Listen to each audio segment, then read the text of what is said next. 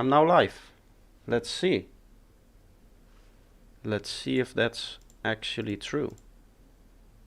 Oh, this one and this one. Let's hope everybody can see me. I did it with the scheduled stream, so I don't know if everything is okay. It looks okay on my end. So let's just get started, I guess. I have my two audios. There we are. Nice, nice, nice, nice. Okay, so this is the mix that I wanted to do the other day that we had a lot of timing issues. It's that slow track that I started off, and basically what we did is we imported kick and bass, and then we noticed that there was some timing issues, like the kick was like right here and the bass was like there or something, so it was just all off. So now we're doing it again, and we're just going to start where we started the other day. I'm going to play desktop audio and see if there's any problems there. Otherwise I turn on the compressor and then that should fix some of it. Can maybe turn it down slightly on my end.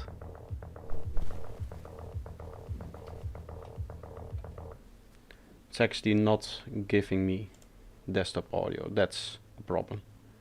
Okay, so if I play here,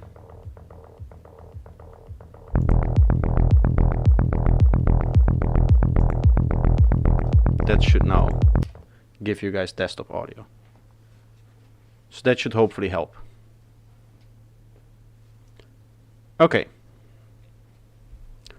So the first thing to note is that the bass sounds like trash. I'm gonna Control M here to give our mixer up. I'm gonna start by isolating or checking M set on this one. This is our stereo bass.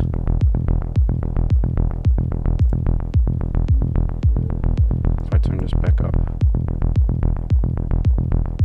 it's kind of like growly, which is not good. Hello Mindbee. Hello everybody, actually. Nice to see so many people here.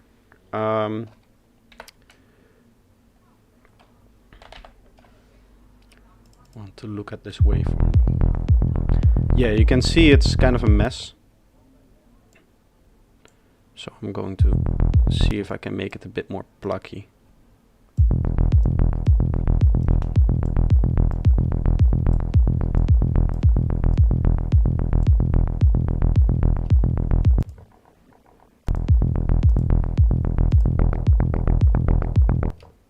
Okay, so now that it has a nice pluck,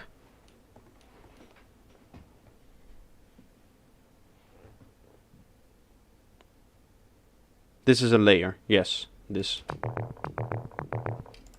We need to EQ this a bit, there's some mess in the low frequencies, or the lower mid-range maybe, yeah. We don't want that.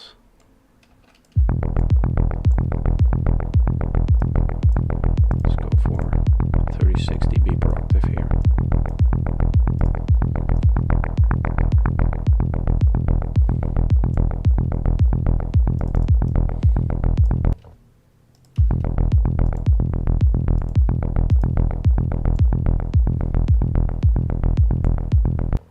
And then we put it in like that. I'm gonna go -2 dB on my bass.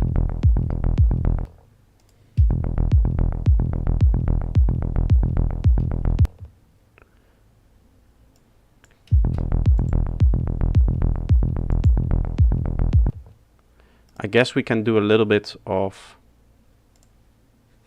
phasing here on the M freeform phase. Would you use Soothe 2 as a type of plugin you'd like? I've spoken about Soothe 2 before. For me, it's the kind of plugin that could see a nice amount of use for me. It's just that anytime you use it, it's very specific. Soothe is kind of, in terms of what I see in the marketing, is people tend to use it all the time for all different things. Whereas for me, as a psytrance producer, the only real thing is if I have one sound that's like too resonant, right? Because that is what it is, a resonance remover.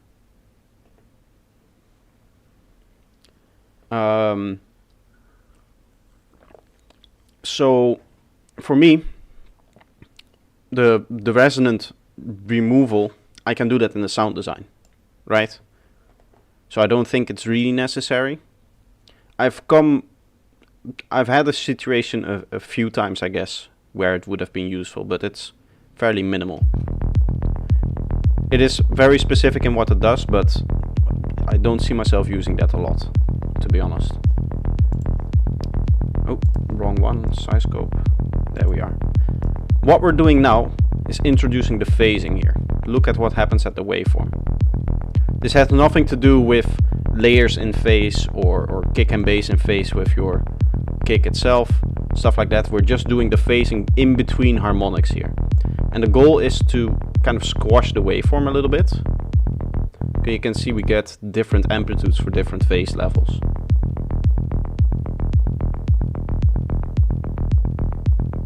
So something like this, what it does is it spreads out kind of all of the peaks. We have a little bit of a peak here, but that's okay. We can do some more processing. Another process we will do is phase line the kick and bass, which we'll do on the kick. For that I still need my size scope open.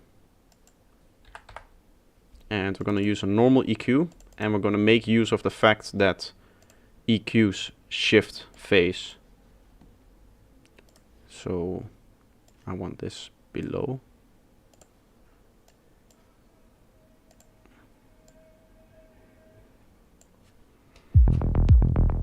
So you can see the shift that it already does, right? In the kick.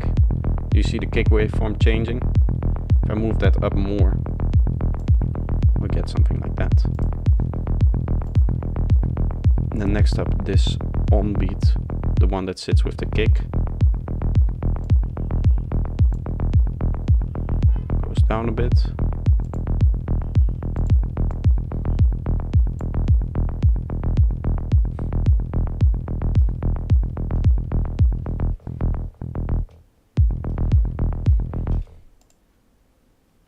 Can do a little bit of EQ work here. I feel like it's a bit boxy.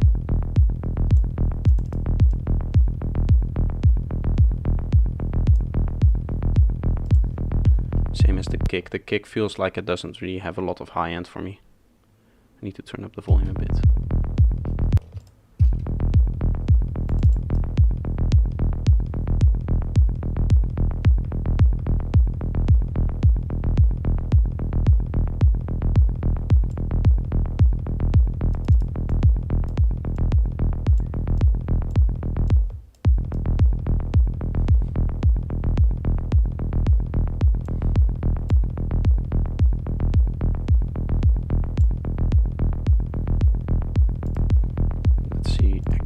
Size scope, everything is still lined up and neat.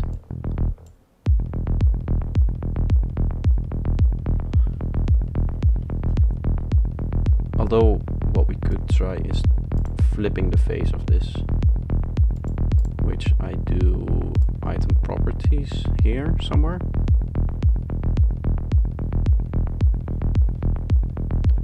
With a reverse invert phase.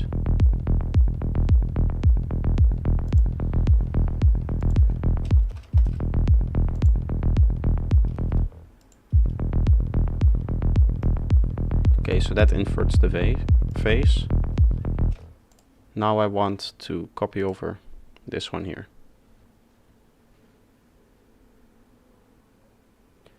Use LFL on the bass. It overlaps with your kick on the beginning. We'll fix the overlap in a little bit. What do you mean with LFL? You deleted the message, but LFO. Yes, yes. That's what we're going to do, LFO tool. So I'm going to copy over M freeform phase. We're keeping the same like phase shift in there. And that neatly lines it up. Now you can see that the sub of the kick kind of continues in there, which is exactly what we want. Starts to sound neat together. So now, as suggested, LFO tool. This is the mess that he was talking about. That's what we want to remove. And also we have some pre-ringing here. So we'll remove that as well and get a nicer transient. We copy that over. And then this needs to be set here.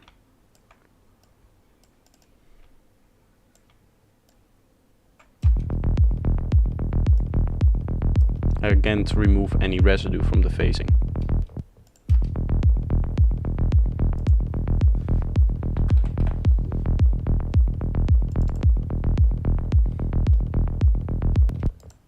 Which means that we have linear phase here, if we want to do any form of like compression. Which I do want some transient out of this, so hopefully we can get that done.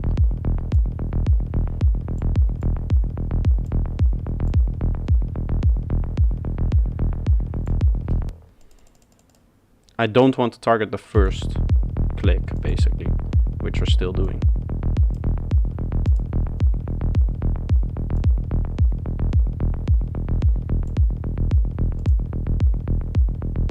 Still getting there.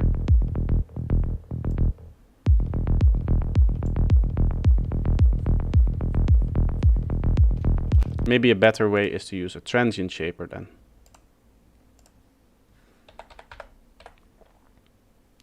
Transient MB, for example. Let's see.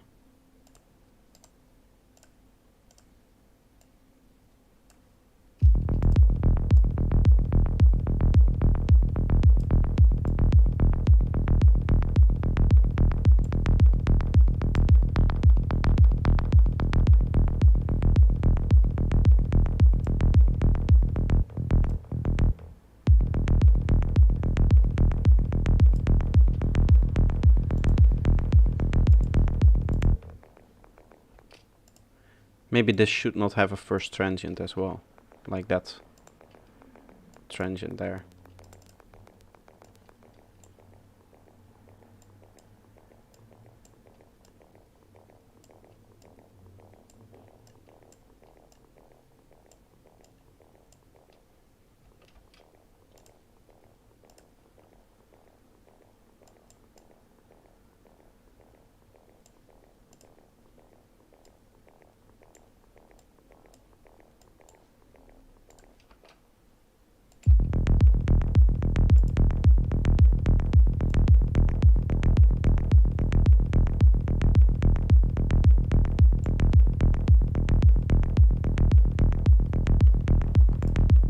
Maybe a bit much attack.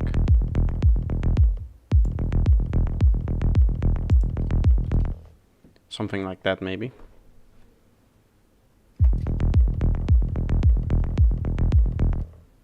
Just a nice base for them to go on. So now we can start adding the other elements. Start with this drum loop.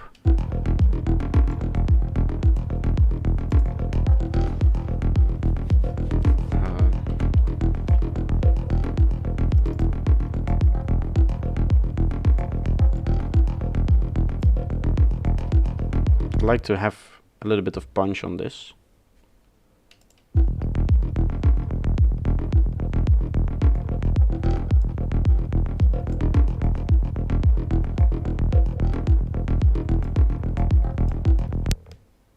Okay, so we only have one dynamic detection here.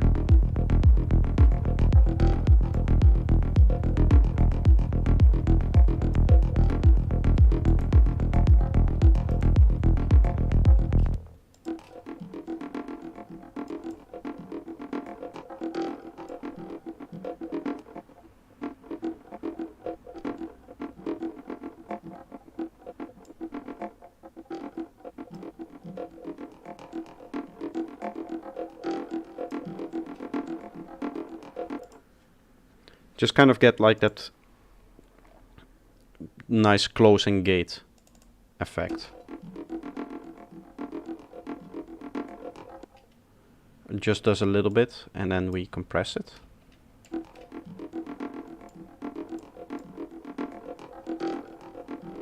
Hello Arno, how are you doing?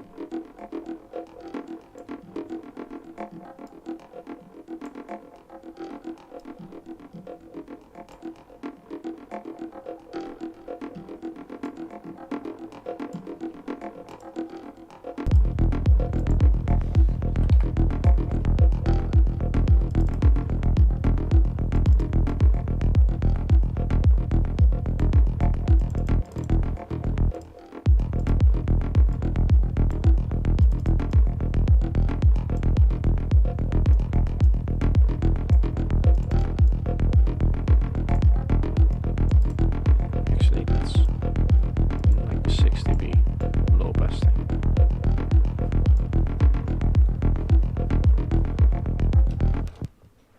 Nice. There's a lot of new names here today. Or newer, I should say. Names I've only seen a few times, which is nice. And then we have a nice clap. It's a little bit too bright. It's kind of sitting in the area where the hats need to sit.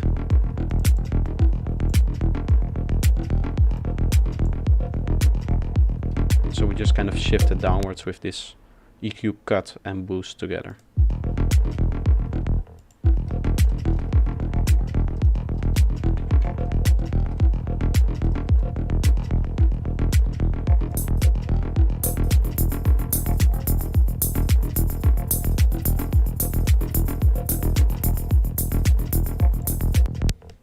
Let's make a percussions group.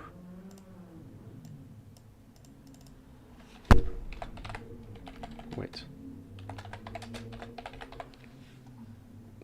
Top loop, which is going to be our kick, or not our kick, our clap and our hats. And then we'll make another track, which is going to be drum loop, which is going to basically include these two loops. Okay. I just do this so I have full control over, like I can insert effects if I want to anywhere in the track. I might not end up using these, but I just want to check first of all.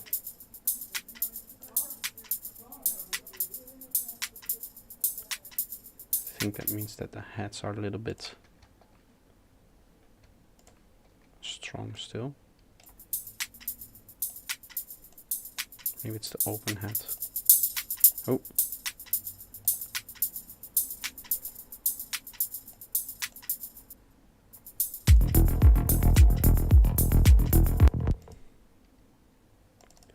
Maybe, yeah.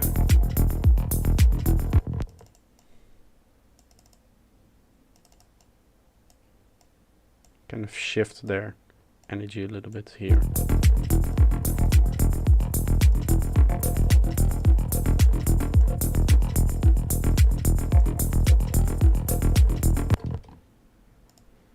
Kind of a tonal shift almost, right?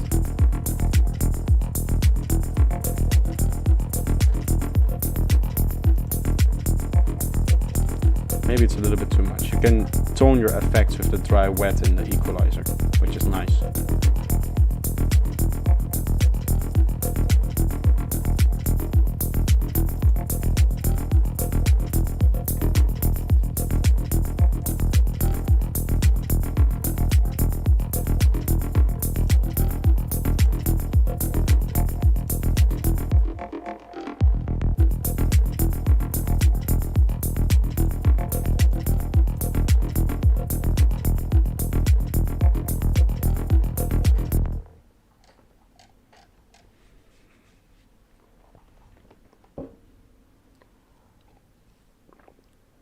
Okay, now we can start to add our first main elements. I think I've already kind of ordered them.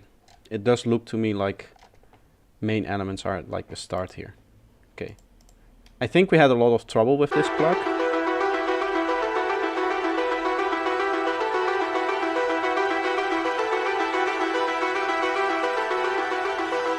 Sounds very... Is my speaker set up a little bit off?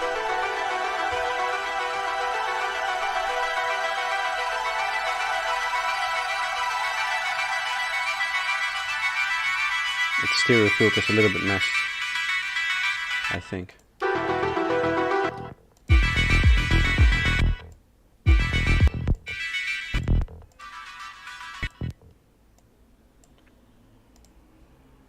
I think when it comes to which one is the main element going to be,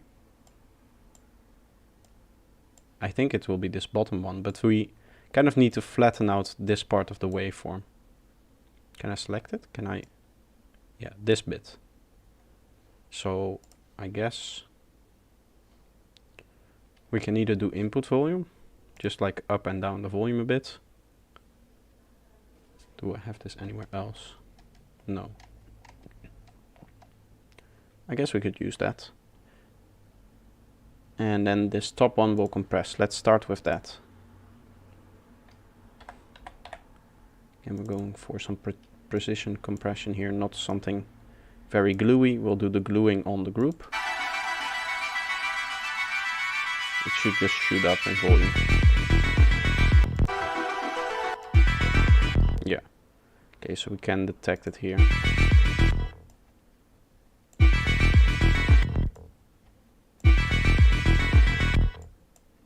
It's a pretty tough ratio there.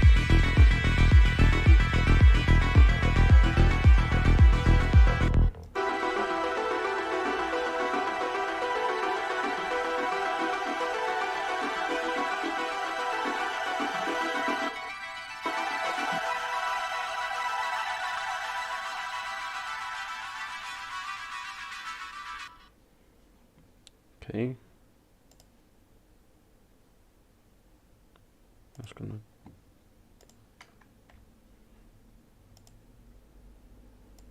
go up in this section then.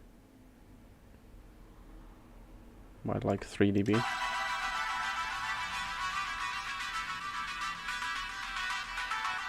Still going down a bit, so let's go to 2 here.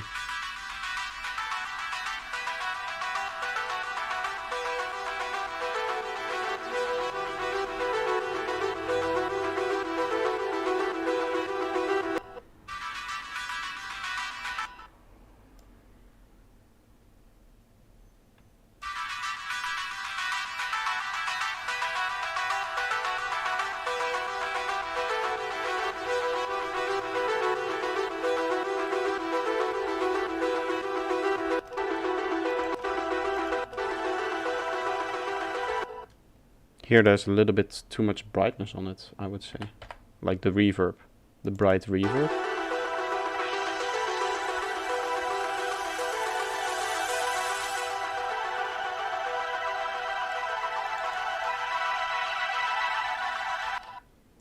It's kind of everywhere, so...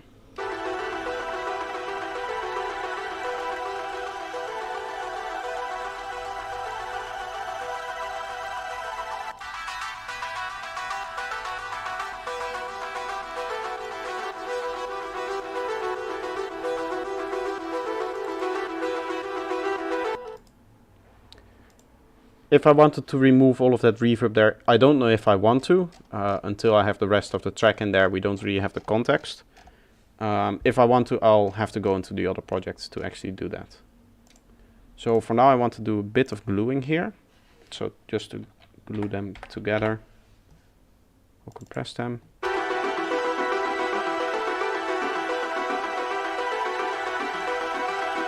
And we can mix them into the track. Nice slow compression.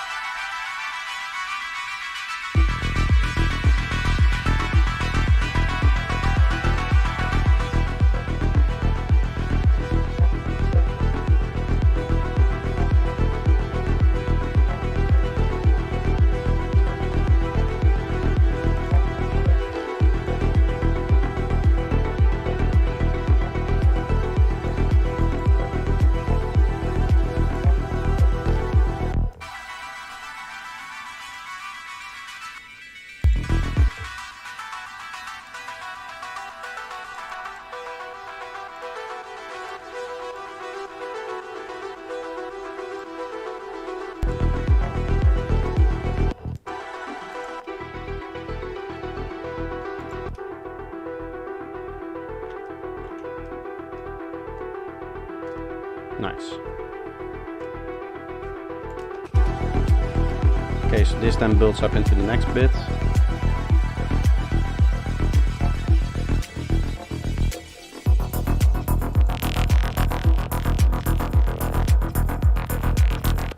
Here we need to see which element is going to be the main one. I think if we remove the mids from this one. Oh. Like this bulk there. We can test it with the other one being the main element. This just kind of adds a little bit of top end fizzle then, right? So we do volume down on this. Oh.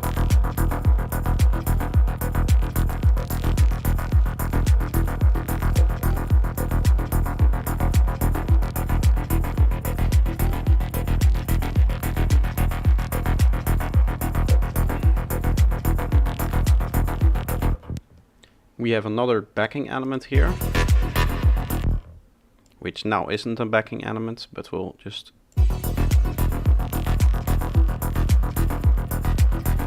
this is kind of what adds the groove to the intro as well.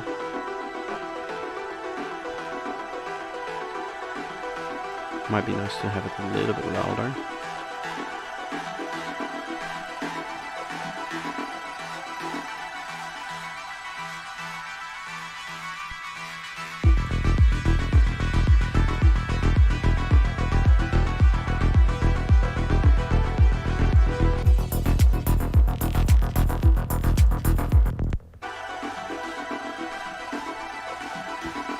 Like this, it kind of comes through a little bit, but it's definitely behind.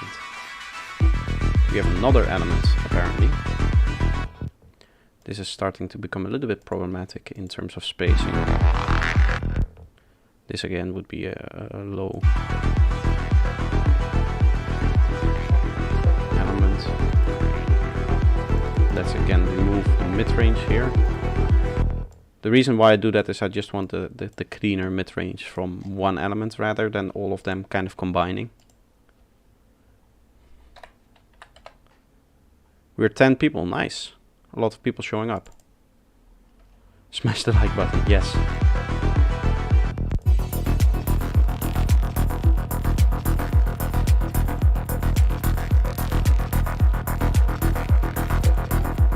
Kind of need to see how this element develops. It does grow out a bit more.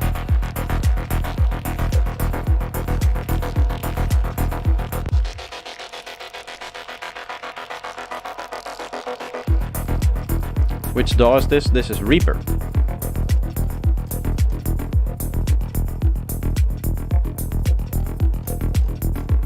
Okay, nice. And then here we have the bells and stuff. I think we might have some vocals in here. This part, yes. This might be. How do you feel? Yeah. It's gonna turn it. Feel from day to day. Do you feel good or bad?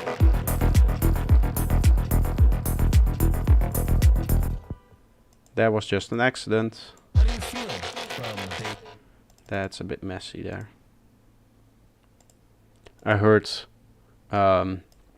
like a thump, and then there was the klaxon. How do you feel from day to day? Do you feel good or bad? This can be a little bit How do you louder. feel from day to day? Here we would probably have this sound go down a bit in volume. Do I have Soothe 2? No, I don't.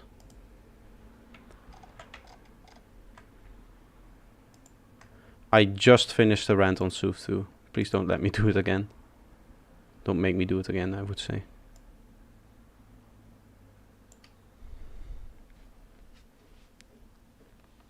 I will do making this same music because I can. Much learning, and I look at you. Nice. Thank you. Why MEQ and not Pro Q3? Because I have this. I don't have Pro Q3. Hello Nomad, nice to see you here as well. So I have to use this. Yeah, I don't know. When looking at EQs and packages in general, the Melda stuff seemed to make the most sense for me, so that's what I started with, and I haven't considered switching at any point. I can get everything done that I want to do, so that's nice. Right? That's all you need an EQ for. From day to day, do you feel good or bad? How do you feel? How do you feel from day to day? This is the one that I want to remove. I'm going to slightly filter this, I think. It's not different between them. The major difference is Melda has for each action a different EQ. Right, so I have auto dynamic EQ, which has automated functions like auto detection, listening to stuff. You have that for linear phase, that for the normal EQ, you have that for the dynamic EQ. You have a linear phase EQ, you have a dynamic EQ, you have the normal EQ, you have the freeform one, and the freeform analog one, which gives it, I don't know, an analog feeling. So all of these plugins, from M dynamic EQ up until M EQ LP, I wouldn't say these two lower two, but these higher ones are all Pro Q3, right? So it is a little bit, you need to think before opening the plugin exactly what you want to do, which I kind of like, because that allows you to think about, or that forces you to think about what you actually need to do to the audio. I am from the Netherlands, yes, but I currently live in Italy. Hence the car just crashing outside. Okay, let's implement this filtering. Okay. Now there's the amazing game of find the exact thing you needed to automate. I think it's this. Is that a 20K? Yes, it is. Okay. Let's go far here. And this is our, this is our endpoint. We can get that down to 0.85. I don't know what frequency that is. Let's check. Can we see that like this? About 7K. Let's hear. How do you feel from day to day? Do you feel good or bad? Think a bit more. How do you feel from day to day? Do you feel good or bad? It's also this one, which is sitting there. Again, we'll do a little volume dip.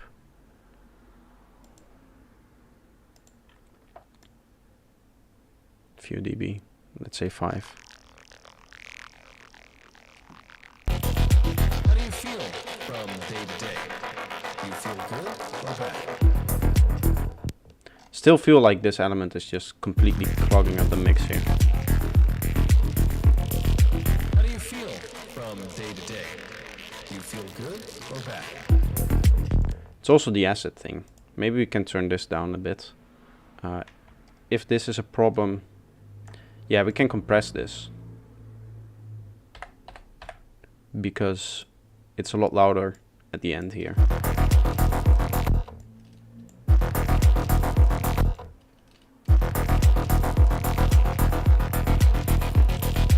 do you feel from day to day?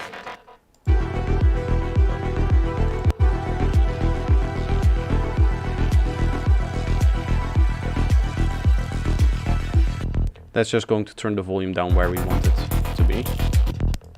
And then we can take this. How do you feel from day to day? Do you feel good or bad? Okay, so that brings out the vocals, which is what I wanted. We can tone down a little bit on this filter then. How do you feel from day to day? Do you feel good or bad? Okay. And we have these.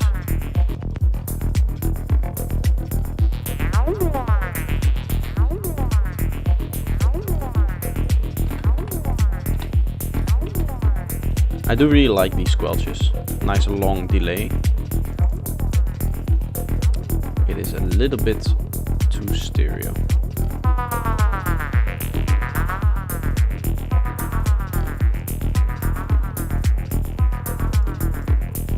There's a bit of excitement on there. Like, get some grittiness out of there. There doesn't seem to be a lot of elements playing here, so we can get some nice high end out of it as well. It's actually going pretty fast today in the mixing bit, I would say.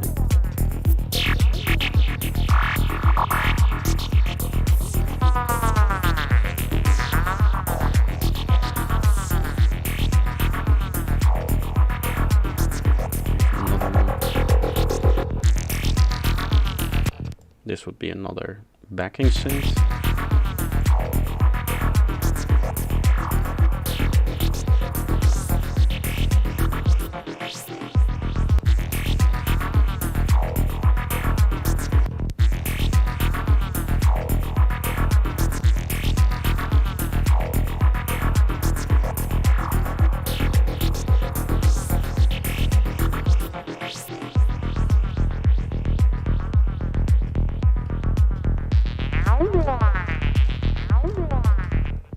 Still really not convinced by the kick. I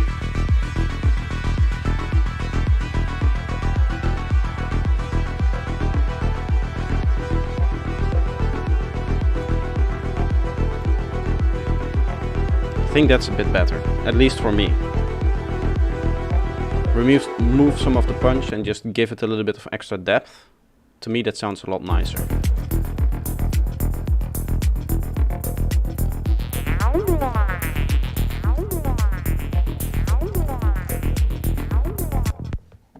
What we can do is the massive trick. If I remove this, bypass this one, and then go Luftikus.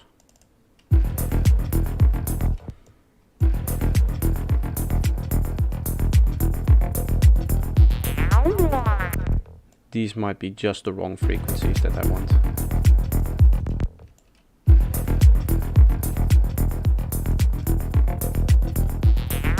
Yeah.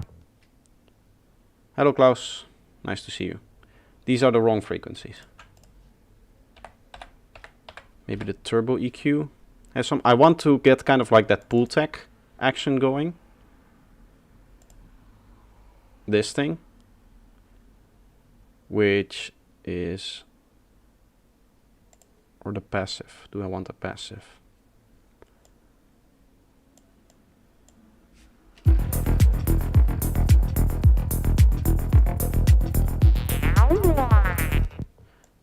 And then this goes,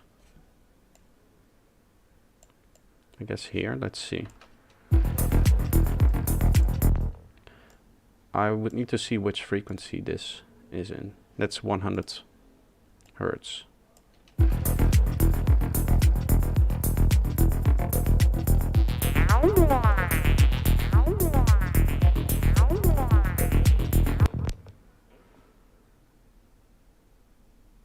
To expand a bit on the punch of the kick, yes, okay. Let's go back to the old example, this one. This is with the punch kind of removed, and this is with the punch there. It's that kind of knocking feeling that you get on the transient. That's what I'm trying to remove, which is around 100 Hertz. Gives your kick a deeper feeling. To be honest, I don't quite know why I would do it with this way, actually. It sounds a little bit flat as we have it now.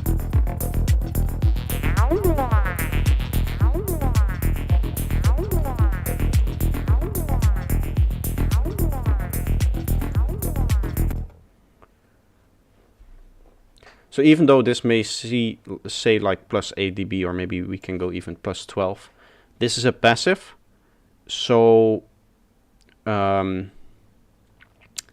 EQs are like for shaping, for tone. So they're specifically designed to do these massive boosts and cuts. So it should still feel kind of natural. Let's have it match input and output.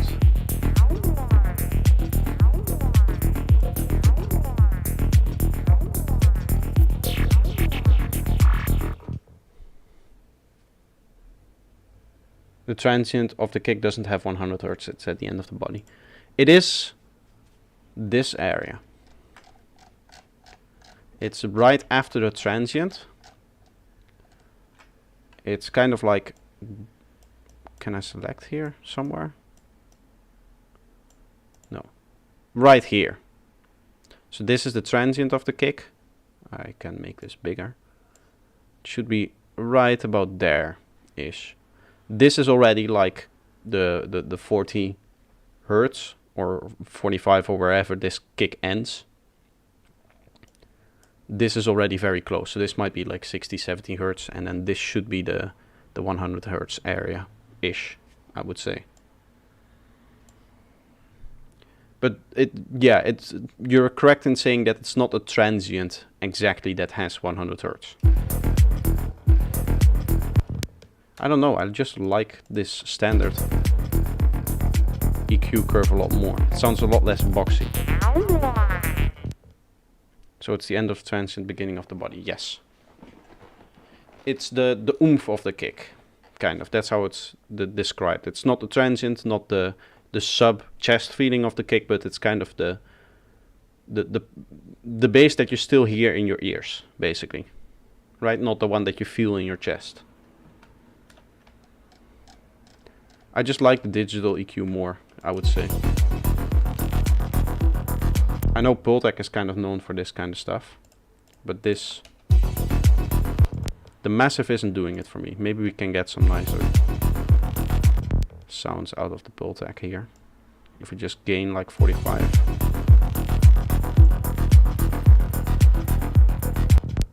Okay, so that's gaining a lot higher as well.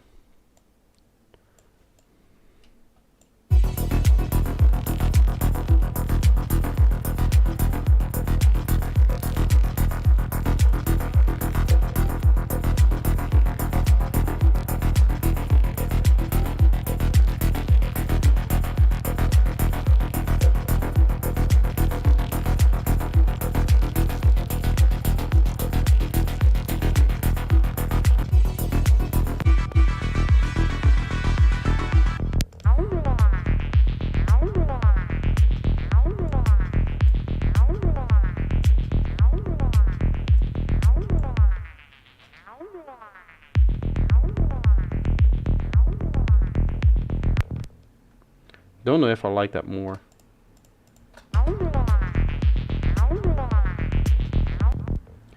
This one is definitely giving it a nicer transient, the other one.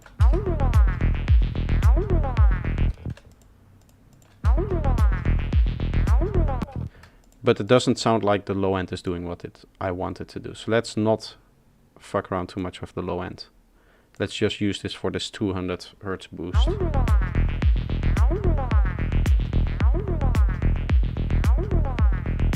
And then it means that we don't need this.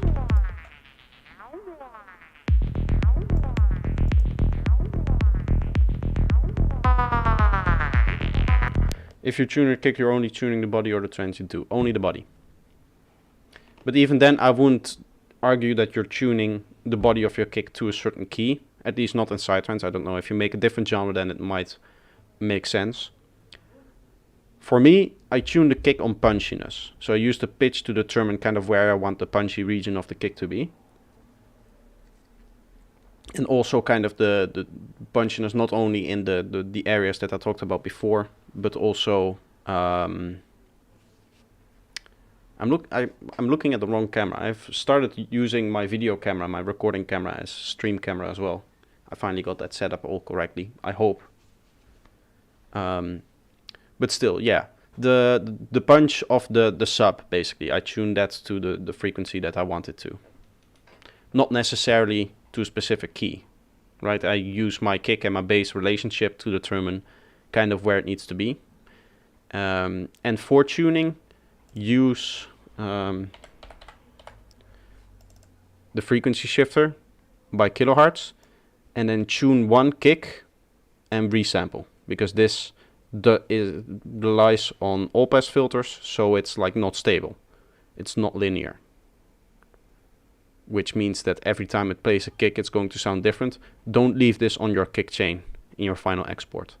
Resample your kick through this and then use it, the sample.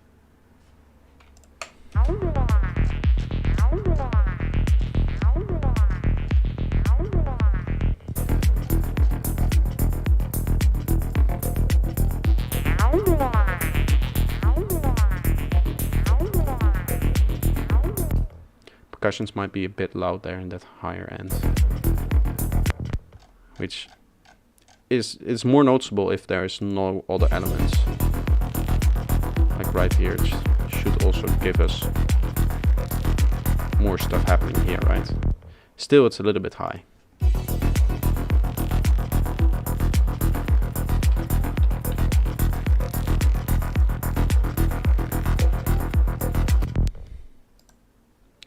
I'm gonna go above 10K.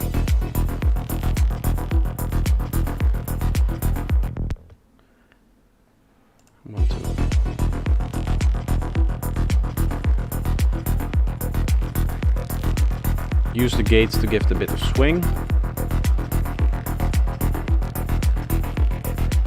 And then we compress it to glue.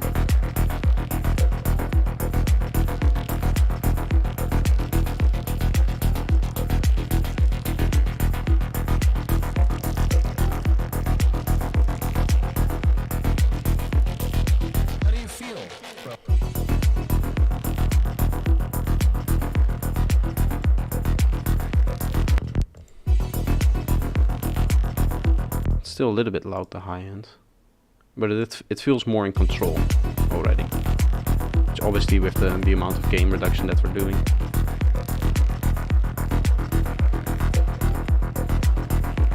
Should maybe make this like parallel like this.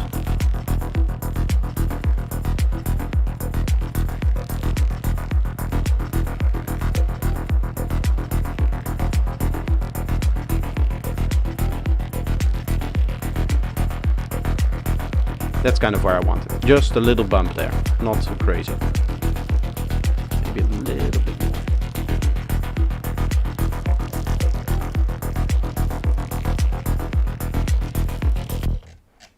Because it also means that now we need to tame the higher frequencies of this area a bit. Like if it goes up there, I just want to make a little bit of space here, right? Something like this. Check if this also has the same issue. I don't think this will interfere.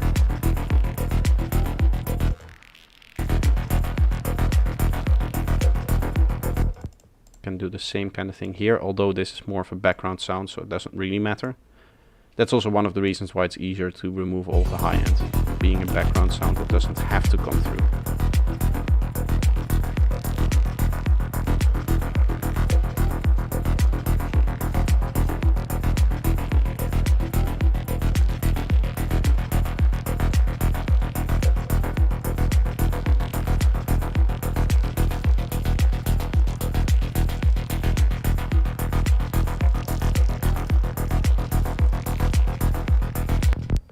Would be nice to hear before and after mixing comparison after you're done with this track.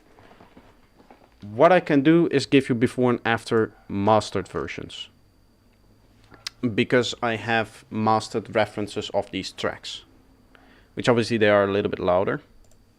Can go in here and get that quickly. There's something beeping outside.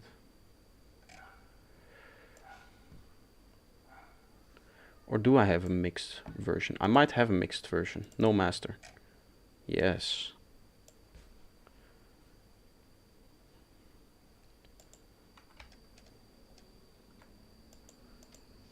What's going on? Ah, it's just so quiet that it doesn't show up properly on the waveform. There we are.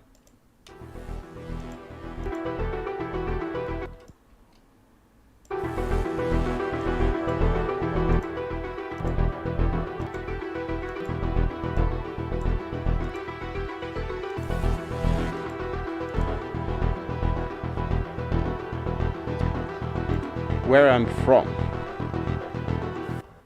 Isn't the mastering supposed to be done after the mixing? Yes, this is the second mix, and therefore also we're gonna do a second master. So you're correct. It's just that I went through the whole process of mixing the whole album, all 13 tracks, and when I was finally done, I wasn't happy, so I wanted to change the approach, and that's what we're doing now. So you're correct. That's why I have both mastered versions of and mixed versions of these tracks already. We're just redoing the whole process with everything that I learned to just get better mixes.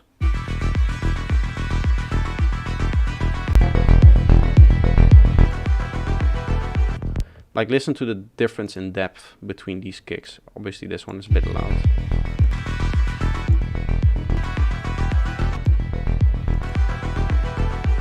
The extra definition that we have now also in the other elements.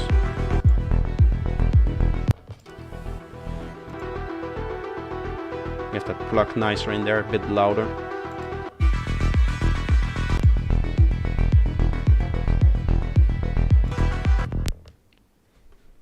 Where are you from? Yes, I am from the Netherlands. That's where I was born, and now I'm staying in Italy.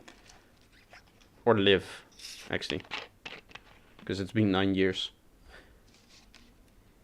Is there a definition on when it becomes living and when it's no longer staying in a country? If there is, I think it's shorter than 9 years. So I should say that I live here.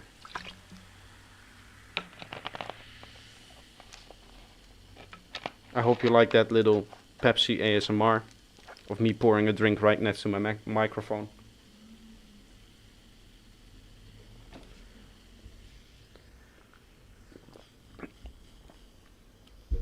Damien, yes, I get that a lot. I get people just messaging me in Danish.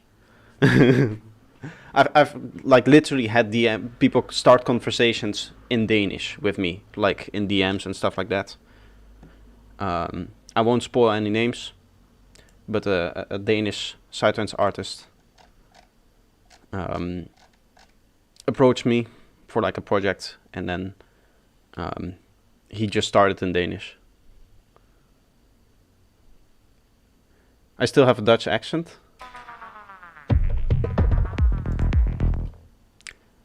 Yeah, maybe. I mean, it's been a long while since I've like properly spoken Italian as well, because at uni everything is also in English. And lots of orange color. Yeah, that's the reason why I have my orange camera, just to imply to people that, you know, orange blood, Netherlands.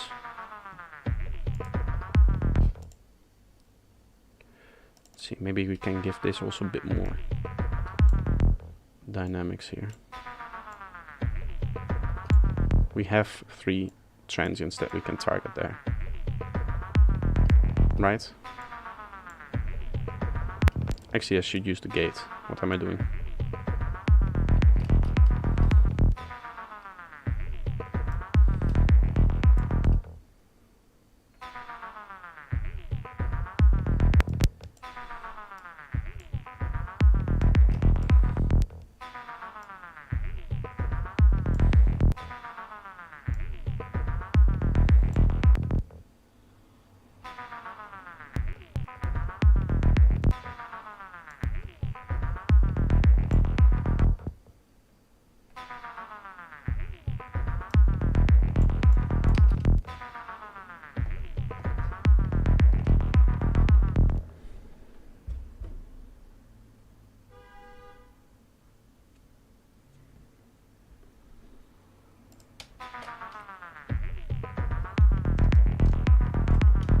I guess this could use a bit more cutting through the mix as well.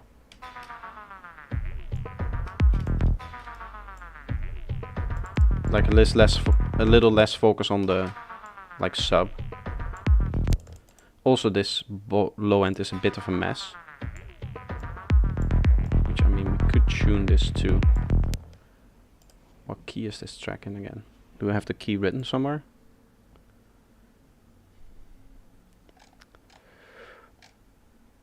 It's the one disadvantage. It's an E. Okay, it's nice. We can work with that. We can just tune this to the E key, and that will kind of tune our rumble.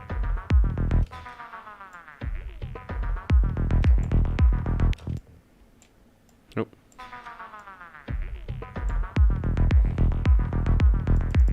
Bit more top end. That's a bit much, I would say.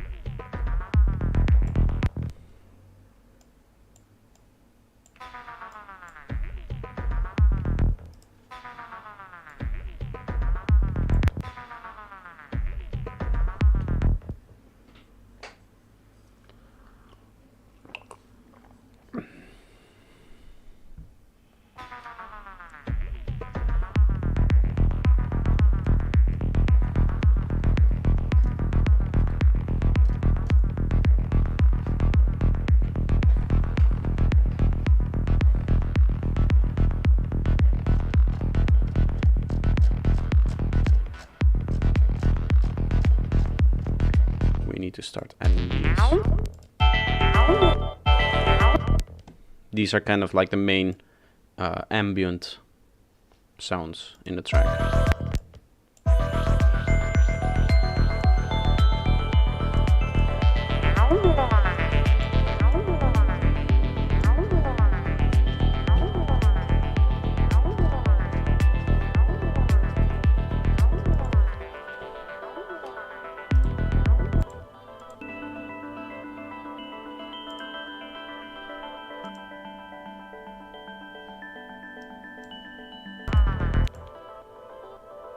I think they're maybe a little bit fighting for stereo.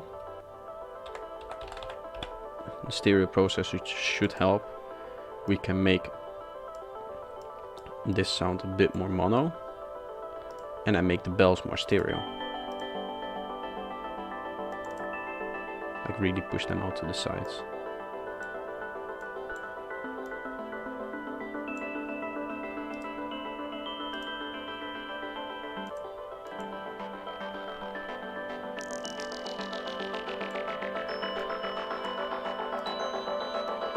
Make a bit strong.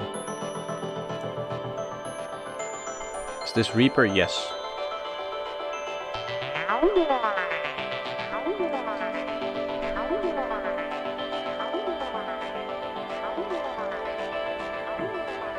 I think I have a pad in here that layers with this. Maybe some atmospheres.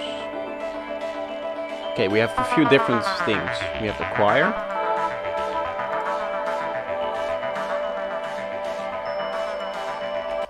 It's kind of just layers on top. There's no transition into that, though.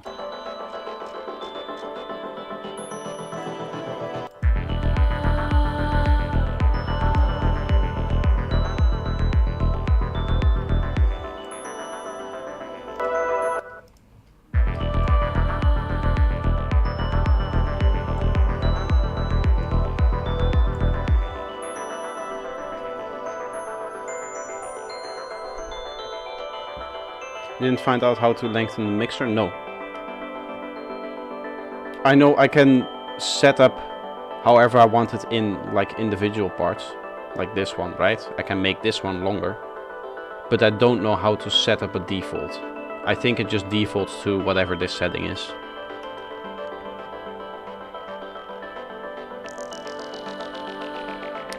It's not quite to do with the rendering.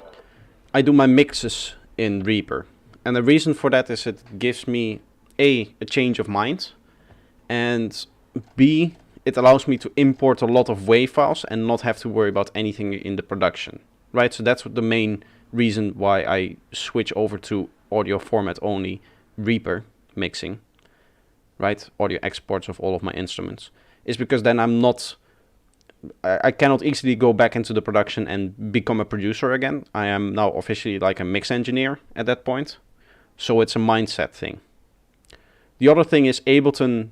I could still do that in Ableton. I could export everything in audio to for Ableton and then mix in a separate project in Ableton. The problem with that is that Ableton really does not like big files. So that's where Reaper comes in. It handles like large quantities of WAV files a lot better, actually. Tempted to change things. Yeah, it's the mindset, right? It's not going back into, oh wait, this sound is too resonant. Let me go back into the filter and just turn down the resonance. No, I have to now work actually to a finished product. Your songs are getting better and better. Very clean and nice. Thank you. That's what I'm doing here. I'm trying to get the cleanliness which was lacking in my last mix, right? This just sounds boxy and all bundled up. Also, it's not very loud here. Here we just have a lot deeper sound.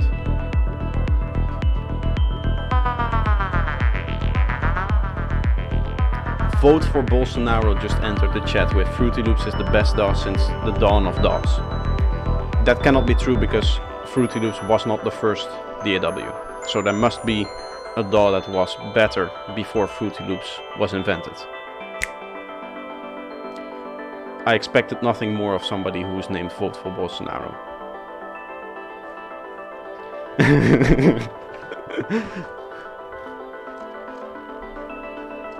We could say we differ on certain political views.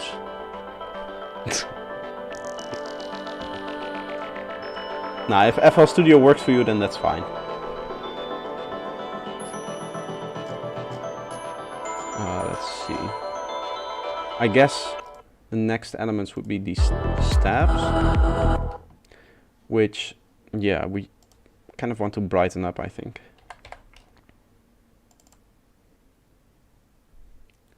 FL Studio for iPad. They even did it for mobile apps.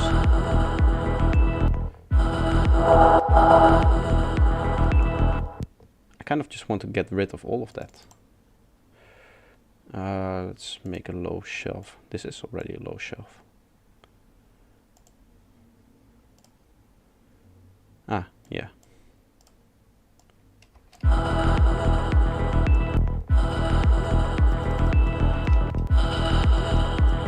Just one peak.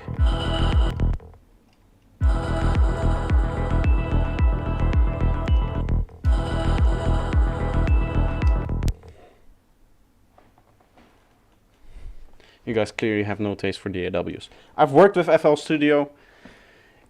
If you want to be spending most of the time opening and closing different parts of the interface, then yes, FL Studio is the best DAW. If you actually want to get some joking or some music down in your DAW, then use something else.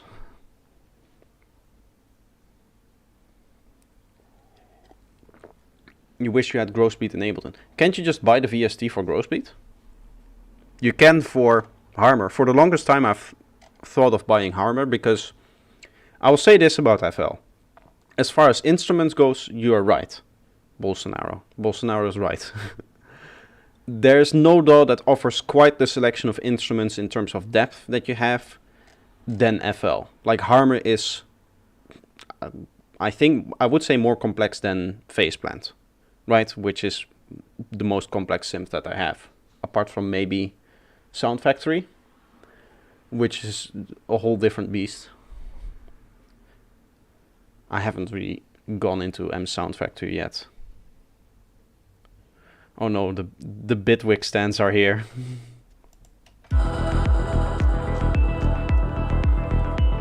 The problem with Bitwig instruments is that you have to build them first.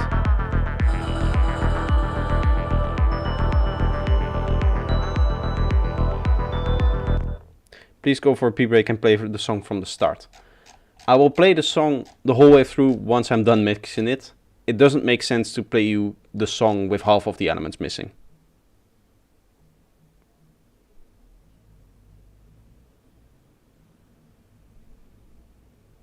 €65 for plugins, a lot. Yeah, I mean, depends. Depends on how much you use it, right? If it's a plugin that you're going to buy and then never use, then yeah, I would argue it's a lot. Harmor might be that kind of plugin that most people will never explore fully, though. Yeah. You see, feeling what we feel is something humans.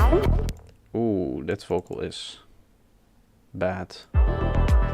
Humans have a hard time. Do you feel good or bad? Humans this is have a hard terrible. time knowing why they feel a certain way.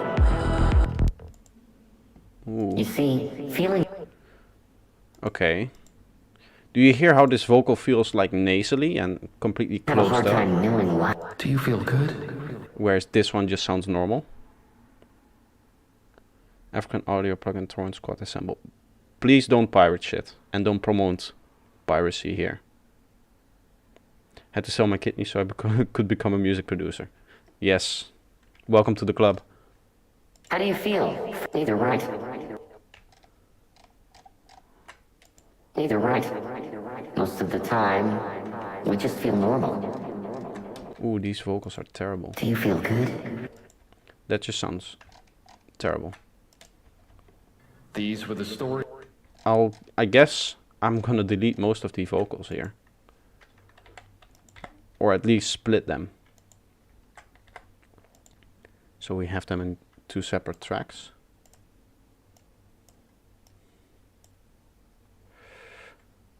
Like that. For now I'm going to mute these because I'm not sure. These were the stories of the mind. Thank you for listening. I hope you have been Hello, able to learn Z-Forms. something today. A lot of different new names showing up today. People all over the world. Nice to see.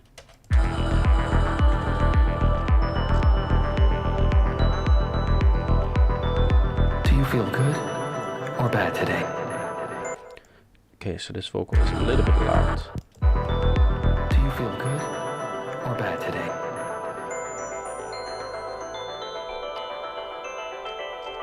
Welcome to the dark side.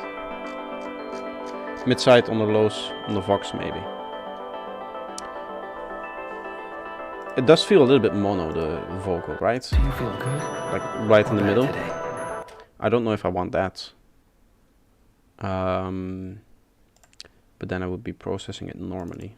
Let's see what's in the, if there's anything in the sides. Mid-side. Do you feel good? Can I show the spectrum in mid-side? I think I can. By going Do like, you feel good? Do you feel good?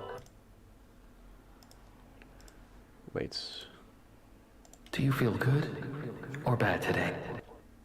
It is very mono in the low end, I would say. I might get like a mid duck in Do here. you feel good or bad? Do you feel good? Do you feel good or bad today? And then Do like you a feel good? general shift Do you here. feel good or bad today? Do you feel good or bad today? Shelf. I'm kind of accomplishing what I wanted to do. Do you feel good or bad today? Changes the volume balance a little bit. Do you feel good or bad today?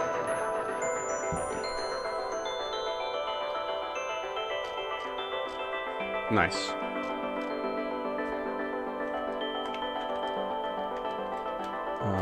Hello?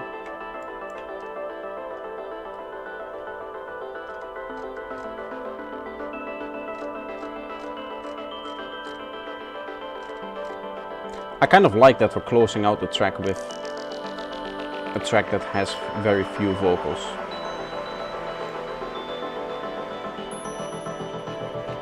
Just going to slide this thing in as the riser comes open. Like it needs to make sense everywhere, right? So now it's starting to get a bit too loud. I go down a bit more.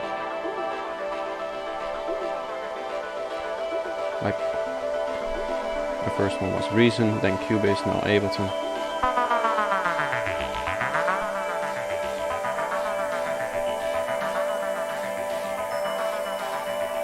Do I follow a reference spectrum curve? No, not yet. Right now I'm mixing everything on ear, just making it sound as good as I can. Once I have all of the mixes done, so once I have this mix done, I go into final check. And then I'll go through that new plugin that just came out. The... Fuck, who made that? Soniable thing, I think. The True Balance. I'll go through True Balance, and I have not opened the plugin yet, so it's still giving me that screen. Do I mix on hi-fi speakers? Yes. The very cheap Logitech 10-year-old speakers. So I know that my mix is going to be trash, to be honest. Like it holds up in my room, and that's just about anywhere. That's why I do like a very extensive final check process. Or am going to do that, right? So I hope that that elevates my mixes a little bit, and you can see that in kind of the EQ that I'm going to do in my mastering and the amount of dynamics processing, all that kind of stuff. Fun story about the True Balance, actually. Apparently, so I bought True Balance only, not the other one, True Loudness.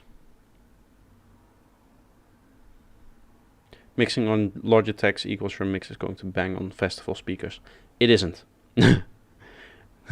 I don't think so. There's a accompanying plugin here for the loudness, which I didn't get. I just got the True Balance. And because I thought, well, if I get both of them, it will be more expensive. And right now I don't really need a loudness meter. But it turns out there's a bundle, and the bundle is cost the exact same as the individual plugin. Which basically means I could have had that other plugin for free, basically. If I had spent all but 2 seconds looking over the website, which I didn't.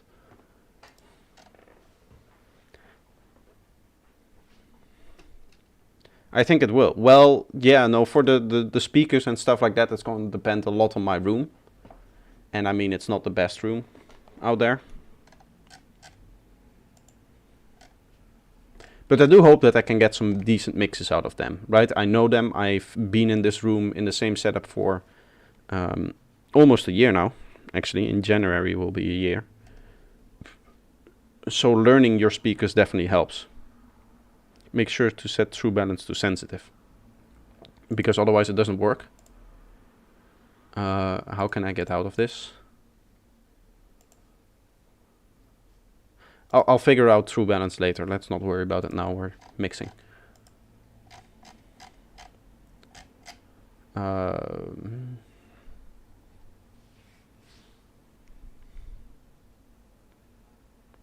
Very strong color choice for long runs. Yes.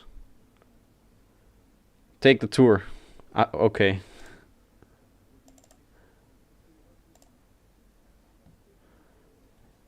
And then I can just turn it off here. I know what it does.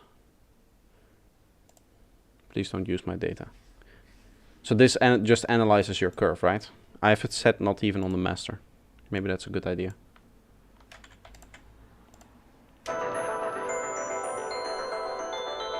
Let's analyze like a drop.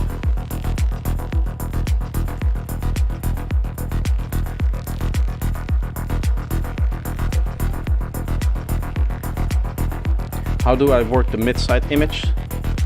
I use stereoscope to look at it, and then I use stereo processor to shape it. Stereo processor where?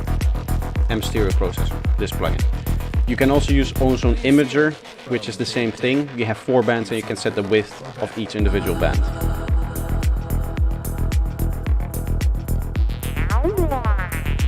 Yeah, what I'm going to do is I'm going to load all my reference tracks and analyze all my reference tracks in here.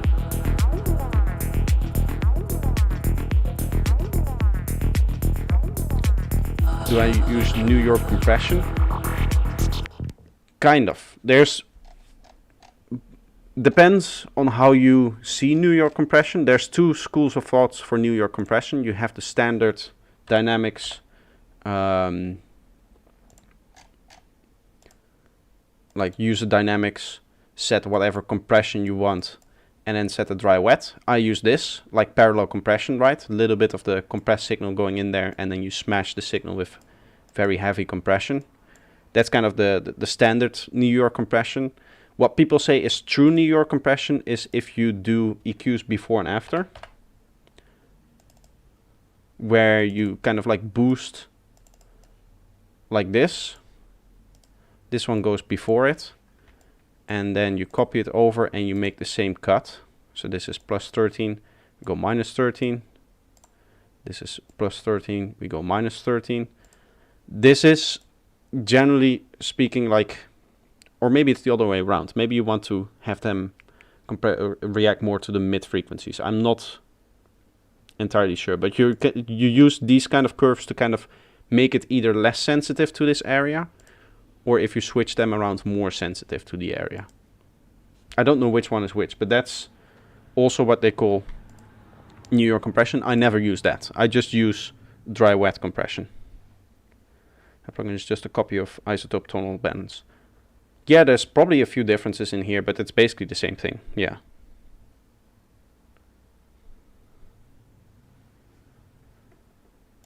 There's a lot of other producers here. Nice. Just in general, a lot of people. I think. A lot of active chatters, I would say. Not more people than normal.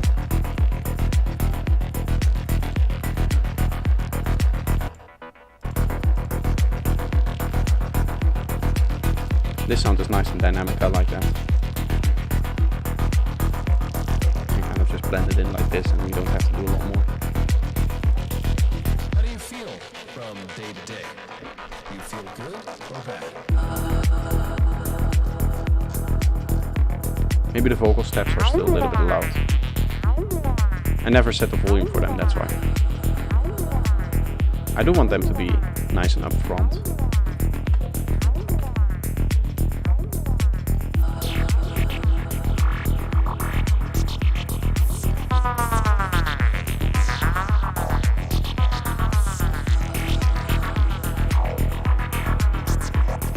I guess it's the mid-range that I want a bit more stereo.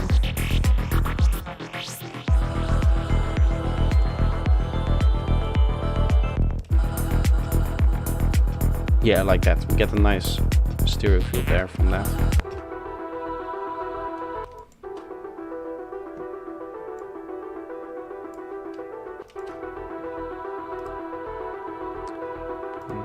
Just volume this in over time.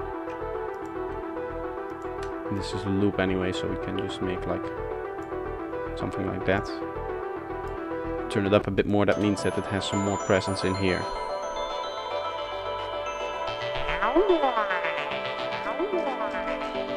These squelches, I'm thinking of taking a few dB away from them. For a lot of these very dynamic sounds, I tend to not move the slider at all. With a little bit of processing, I generally get the volume that I want. This one is a little bit of an exception. David Guetta, Martin Garrix and Calvin Harris are all Ghost produced. I don't know. Never spoken to them.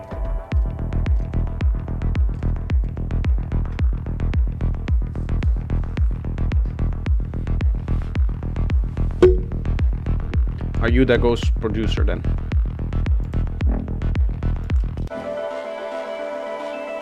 With this like low wobble in here.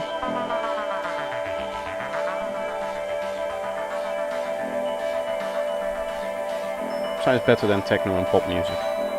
You're making a lot of subjective claims here.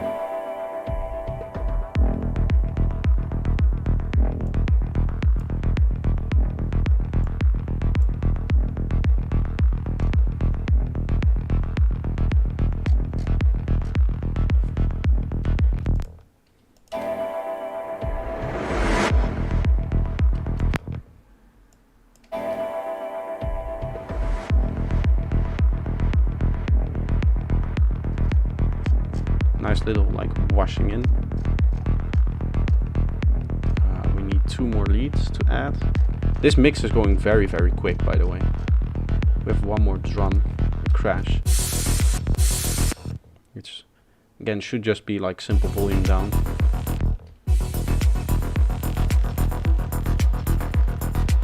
This new mix is breathing a lot of life into the song. It's carrying a lot, right? I don't even know how I got to this old mix.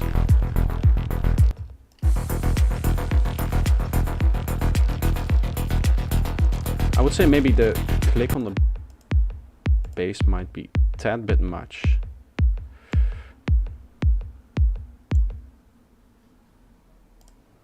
Good or bad?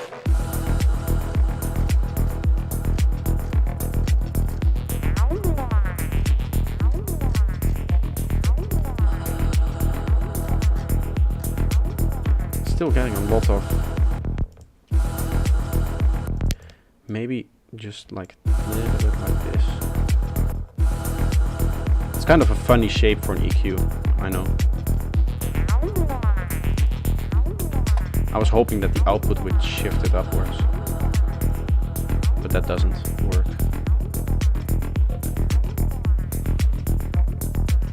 Sounds are bright, no mud, standing out, amazing job on the mix. Thank you. We'll do a little bit of like effects on here still, like some slight saturation on some of the elements later. But it doesn't really need much, right? It's maybe the main ARP could use, although that's fairly bright already. This kind of already has that kind of saturation. The chorus. The chorus would be nice, maybe. Which chorus do I use? This one. Then there's the fullness preset, and just a tad of that.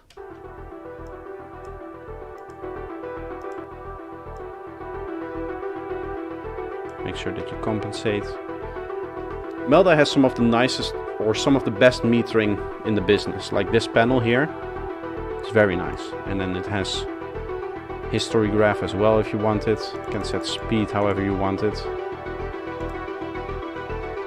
You can see we're slightly louder at the output.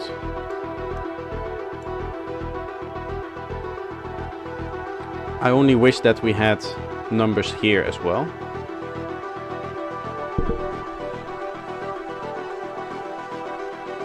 Would make it a little bit more visible, but now you kind of have to eyeball it.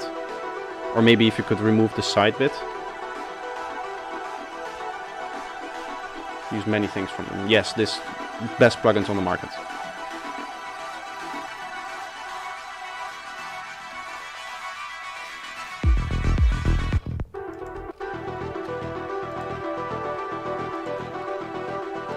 I'm gonna turn down the dry wet when we get into that brighter bit, actually. The only annoyance with Melda is this mess. I now need to find the dry wet in here, which I think is this. We need to check if that's the one that's at 26.4. Yes. Then that's the one. There you are.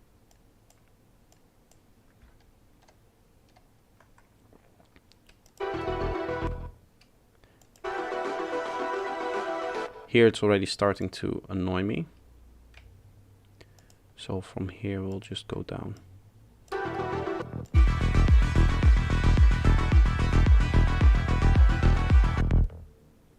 The synth for sound design is massive. They have two now, like the M Sound Factory, which is the whole modular thing.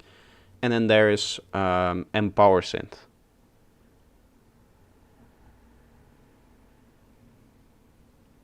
I think you'll need to use some automations on certain parts along the track to each channel. Yeah, what I'll need to do is what we're doing here is just to add a little bit of like character to all of the sounds. So that's where the automations come in. We're turning down the automation because we go into the drop on that chorus. It just gives extra like warmth here. Right, you can hear the difference. Kind of creates that floaty, spacey feeling. How do I see last used parameter in Melda or in Reaper?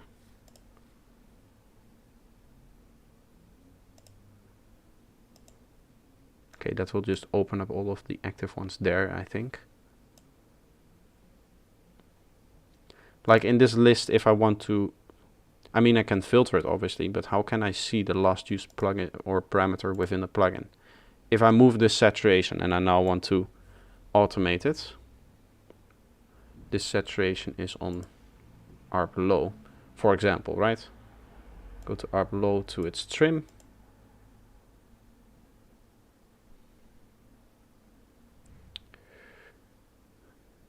Show last touch. Ooh. Is there a way to default this? Like always? So this is soft saturation. If I now move output back to 0. Just to test. Is there a way that it just opens up like that? Yeah, gain. The single blocks on the left, yes. Yes, yes. There must be.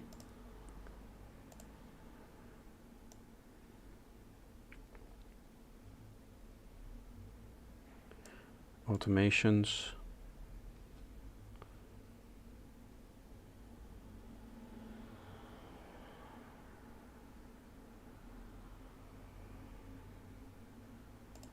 Envelope display.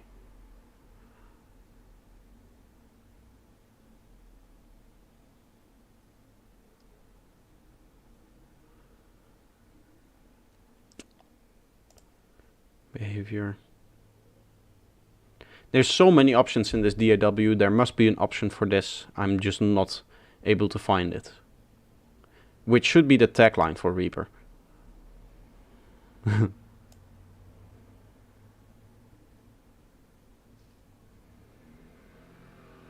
quite sure it's not available. Okay, well then there's probably going to be an extension for that at some point, so I'll have to look into that.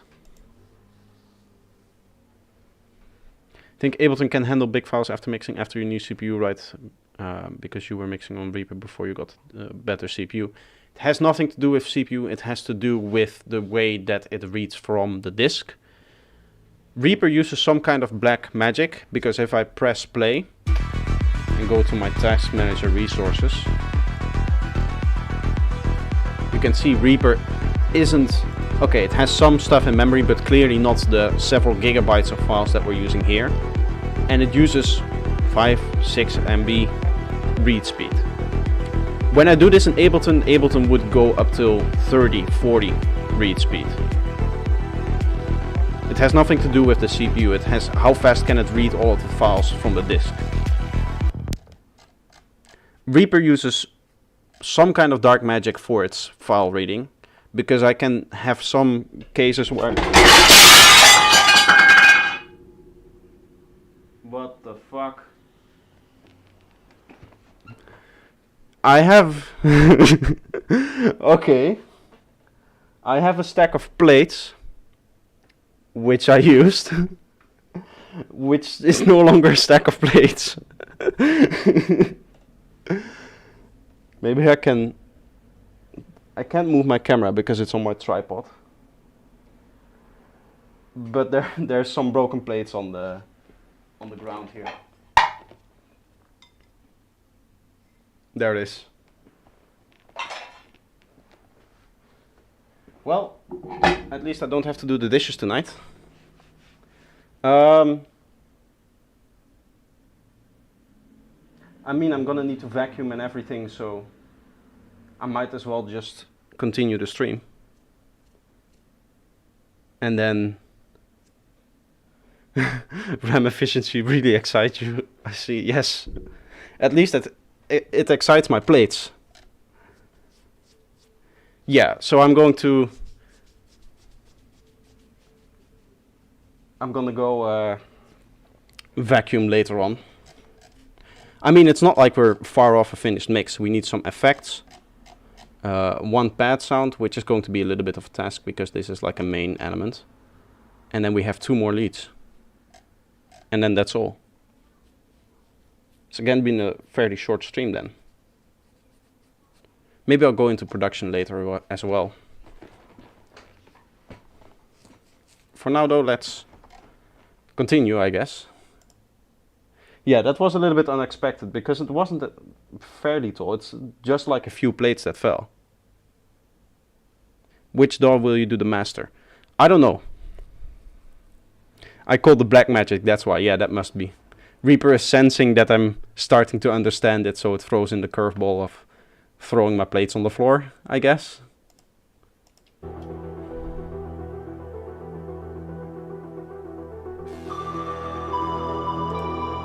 This plug adds a nice bit of air to it. And then we have the main pad here, which is that nice warm pad. I'd like to see the mastering to this track, please. Yes, I will probably record mastering to some extent. But there's gonna be some checking in between, so I'm not going to do that today.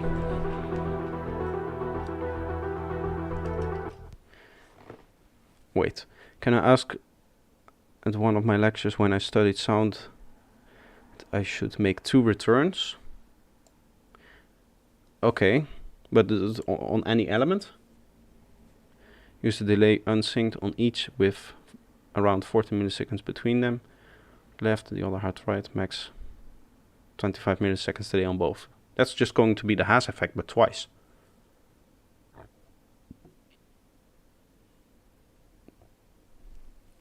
Then send hats and stuff to them. That's the Haas effect. The Haas effect is the idea that delaying one of the channels and not the other one allows you to determine where you perceive the sound from in terms of left and right. Because if the sound comes from the left, your left ear will perceive it earlier than your right ear. So if you pan normally, that does not happen. If you add the Haas effect to it, it sounds more natural. Damn, I tried to clip that. Could you actually see the plates fall behind me? Was it like that bad or? No, okay. Yeah, it would almost maybe. My reaction was funny. Of course it was. Of course, that's what I do. Entertainment. Anyway, the thing that you're describing, the Haas effect must be avoided. The thing that you're describing is the Haas effect. You're delaying both though. By the same amount. So then it's a slap delay.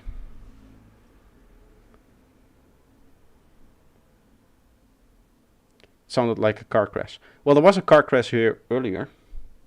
Maybe what happened is that the shockwave from the car crash finally reached my room. The one that happened like an hour ago, and that knocked over the plates. That's what happened. That must be.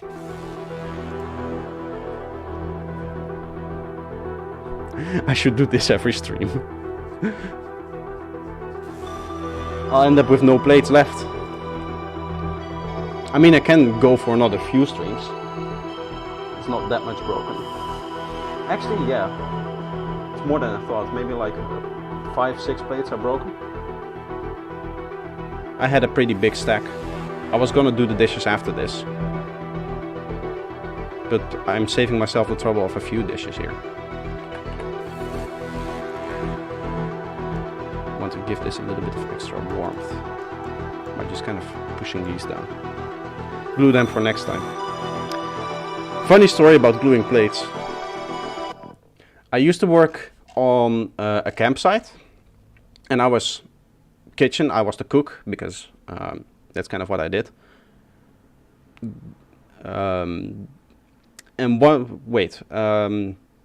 Yeah, I was the cook, and one of the nights we had a customer who broke their plate at the table, and there were fairly new workers who were doing the serving, right? So we told them, or take the plates, take them to us, and then you need to find the crate where we keep the broken plates so that we can glue them so that the staff can eat from there.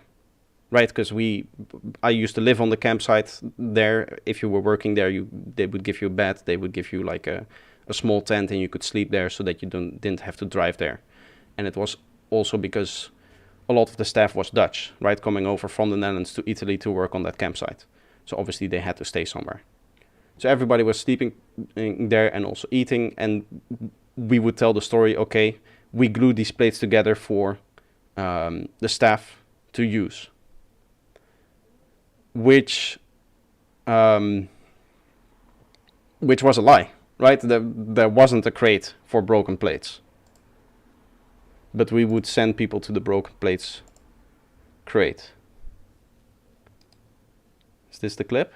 Can have some cases where... What the fuck? Can have some case...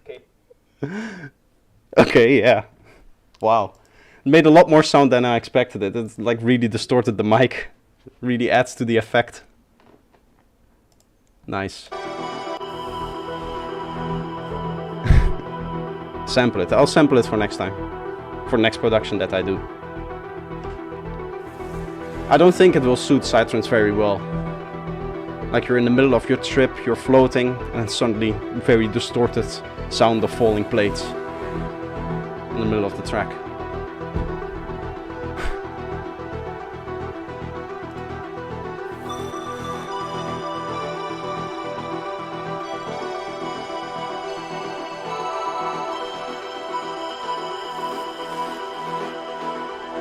That's one resonance. Do I want to...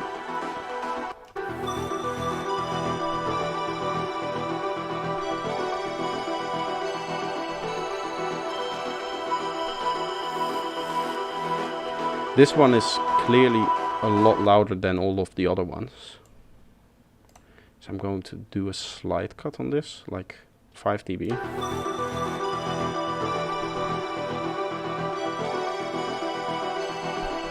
Lots of effects, a big reverb. We can pulse stretch it. There's a lot of things that we can do. Might turn it into a video. I broke my plates, so I turned them into Psytrance synths.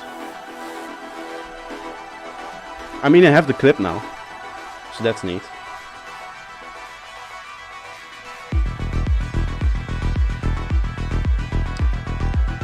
Need to see what I need to do with this final sound here. Called transition sequence, even though the waveform doesn't look like it's doing a lot of transitioning. Like it's not really building up.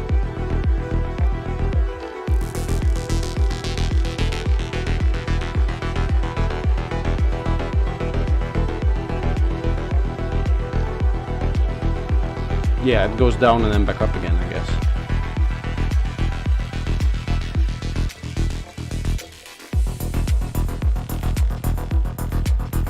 I guess that works. I'm actually pleasantly surprised by how little cleanup I have to do on some of these elements. Like the squelch, nothing. A little bit of stereo. Hello, David.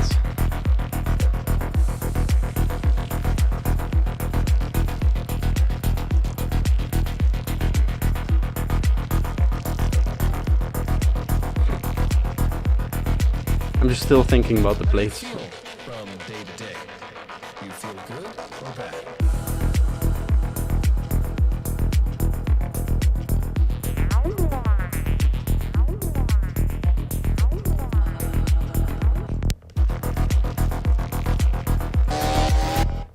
Okay.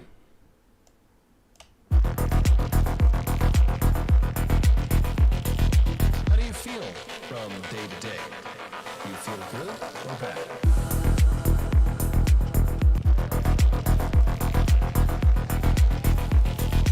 How do you feel from day to day? You feel good or bad? It's a little bit of strange sound to put in there, so I'm just going to put it heavily on the background. How do you feel from day to day? Just adds a neat bit of rise.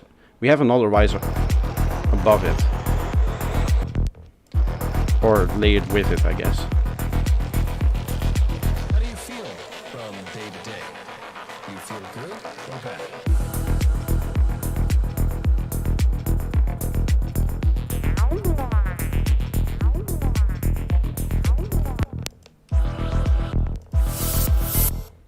have this one, which just lays a little bit of air on top of there.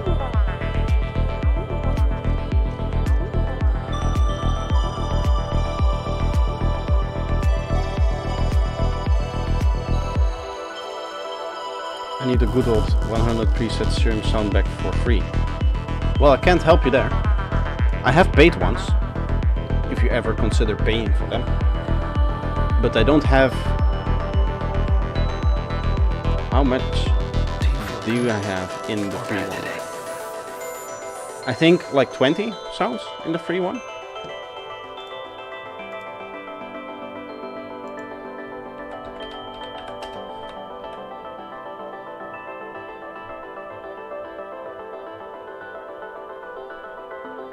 I have 2 free ones. I'll throw it in the chat for you. You're very poor and you have to choose between making music and eating food. Then choose food. It's much more important. You cannot make music while you're hungry. It stifles creativity.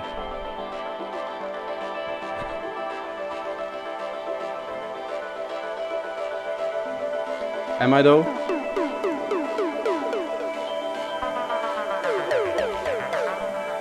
Okay, I'm not going to keep that. That's stupid. I have to sometimes make the decision to just go against the production. In this case, with that riser, I don't want to have that in the track.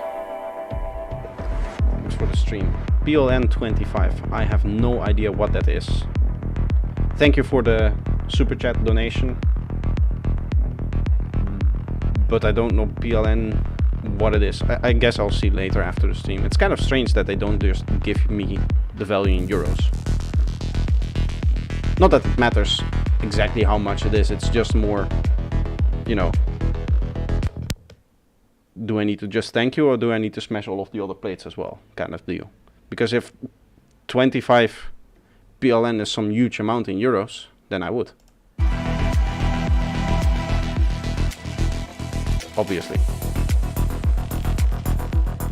It's Poland. I think after the stream I'll get the number in euro. So if after the stream it comes out that it's a huge amount, I'll still... 10 euros is about 64. So it's not so hectic, okay.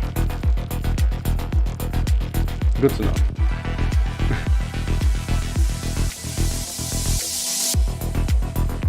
That one is obviously too loud here. Just a little sizzle on top. Nice.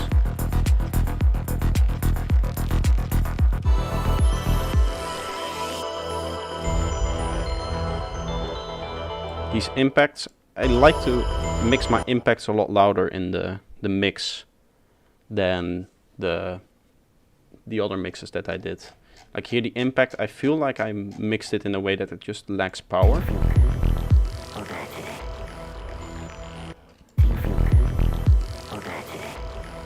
I can barely hear it. Here I do want to give it a little bit of punch in the mix.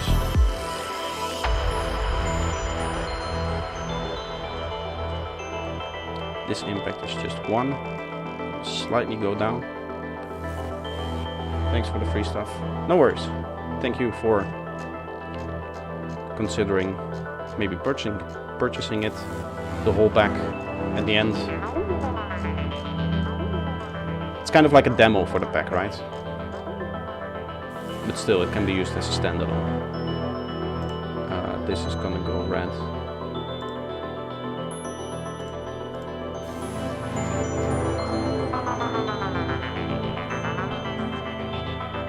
How much does a drought beer cost in the bar in Italy? About what you gave me then, like 6 euros maybe, if you have a nice beer, a nice big one. If you get like a cheap bottle, then it's obviously a lot less. It also depends on what bar you go to. If I go to the subsidized bar, we have subsidized drinking here in Italy, by the way. If I go to the subsidized bar, then it's cheaper. And it's 2-3 euros.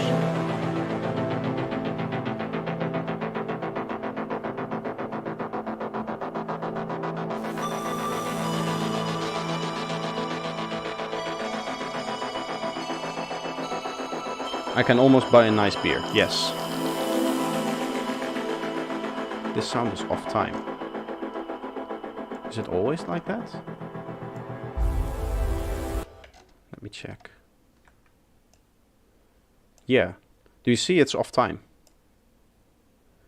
That might be an export issue, which just means that I need to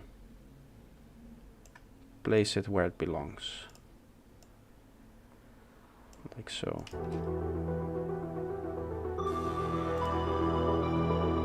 Yeah, so now it's exactly on the impact as well, which is nice.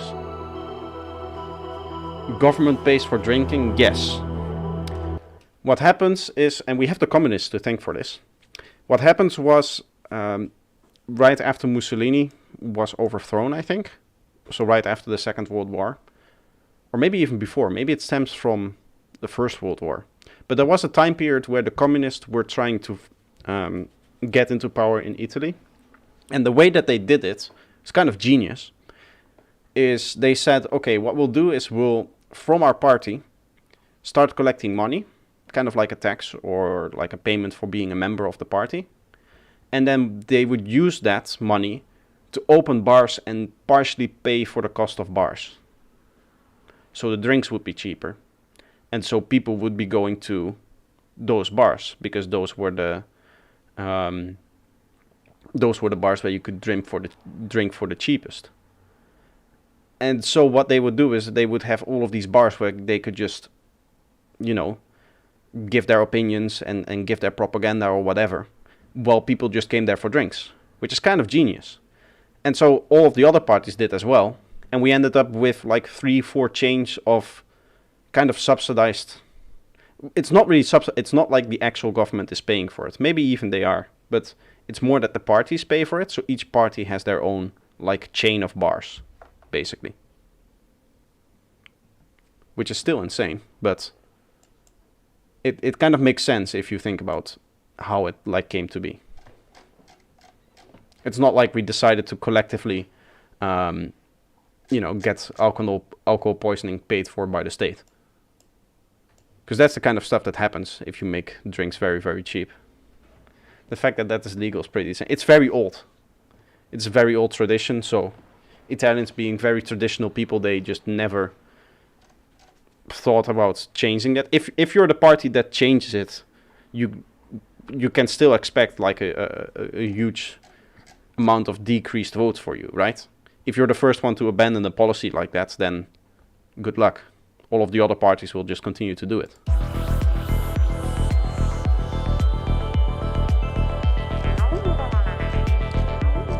Pretty happy with this mix. Maybe the stereo here is a bit too much.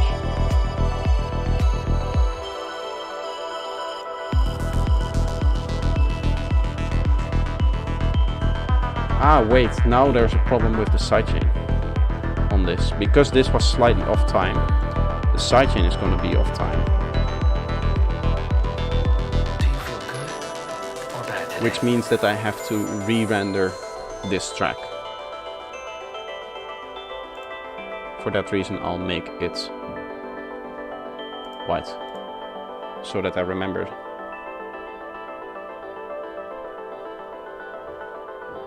And so there's a very bad alcohol problem because of the wine in bottles, and people loved it on the surface level. Yeah, I can imagine that.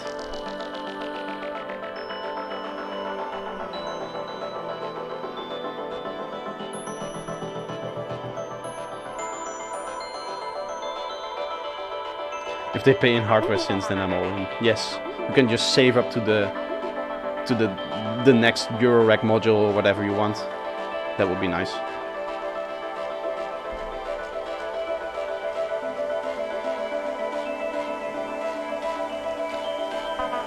How much is your party membership in horsepower?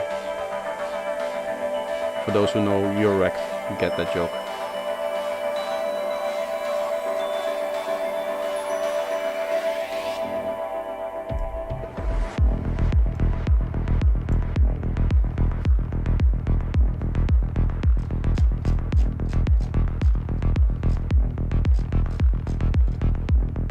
I feel like there's something bothering me here towards the end of that build up. It's maybe,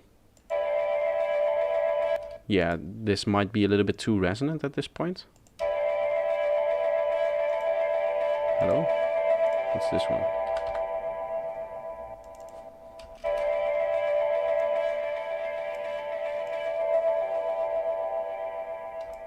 I'll probably just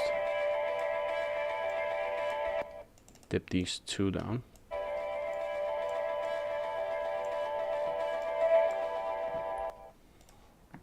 And then I can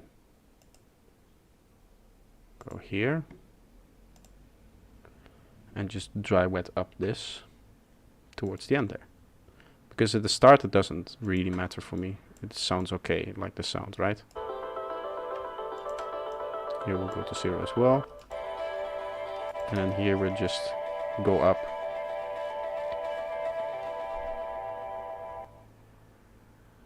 Electric Eurorack modules pollute more than thermic ones. The horsepower joke is for, it's a measurement in how much space it uses.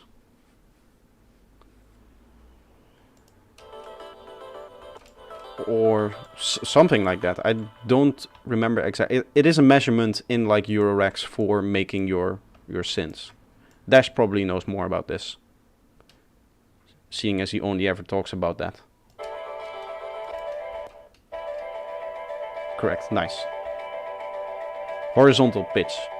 Yeah, so that would be like the width of the module, right? Because it's there, you can screw them in the little holes, and then would it be like a measurement of how many of those little holes it uses, something like that. I sometimes watch Andrew Wang.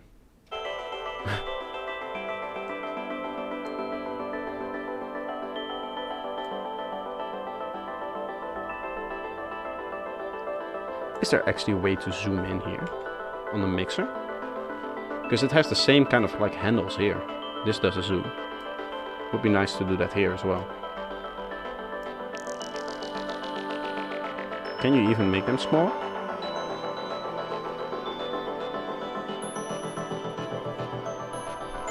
With much filter ambience tracks, do you not add static drones and atmosphere parts? Not really. For this track, no.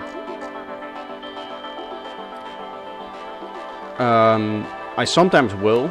Like in newer productions I've been adding more drones, but I generally like to have them change over time. I do like a little bit of modulation in the different sounds that I add, even if it's very minimal.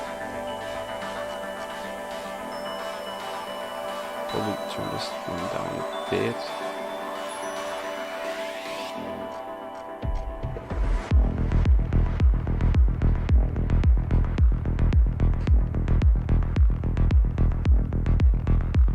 Scaling on that would be hard to code. Yeah, maybe. This is easier to code, I think, yeah. But I mean, if you see what Reaper is all capable of doing in terms of coding, like warping around buttons here, I think, in some cases. Like here, there's no trim. If you open it up, then there will be. They could just apply the same thing. I'm glad you like the bassline. I like it too. With the, it's the kick that was doing it for me. The processing on the kick.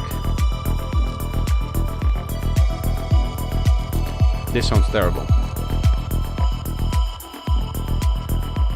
I know that plug is off the sidechain. Would this be side tech?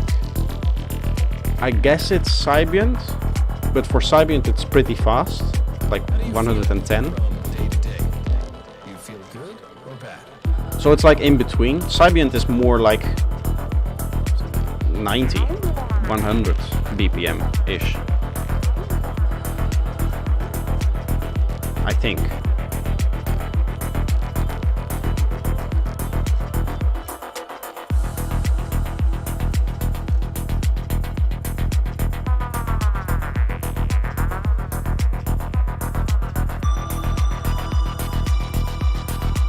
Yeah, around 100. Yeah.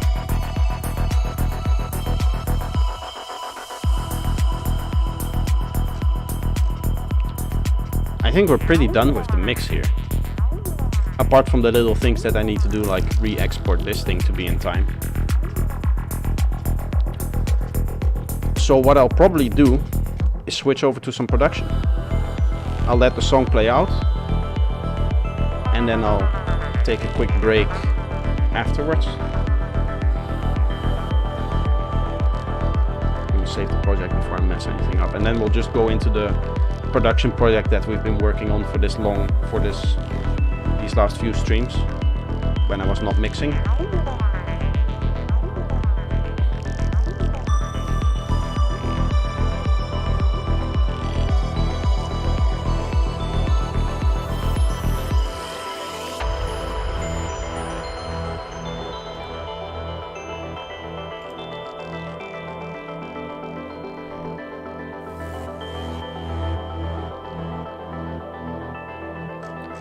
Maybe this stereo wave is a bit of a problem. We should be able to fix that here then.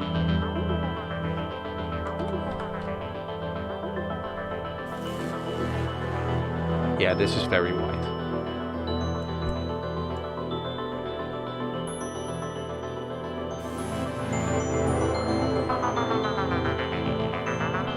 Up to 500, so let's do something like that.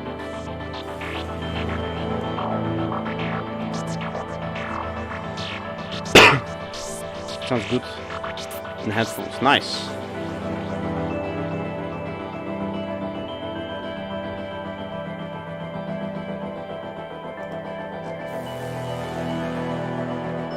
I like what this pad does here with the melody that I gave it. With all of the other things on top of it, it's really hard to hear, but I still like what it does.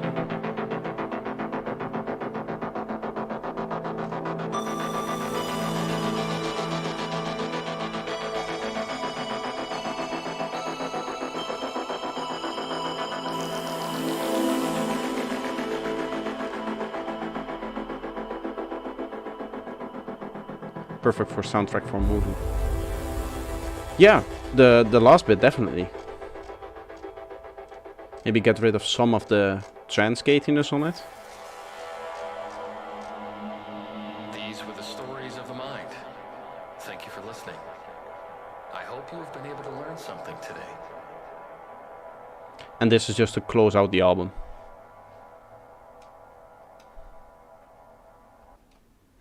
Learned the importance of clean sound. After Dash's album, I can also see nice clear sounds here. It allows to make sound louder as possible. Yeah. Any mud, any stuff like that, any unwanted frequencies does help with the loudness.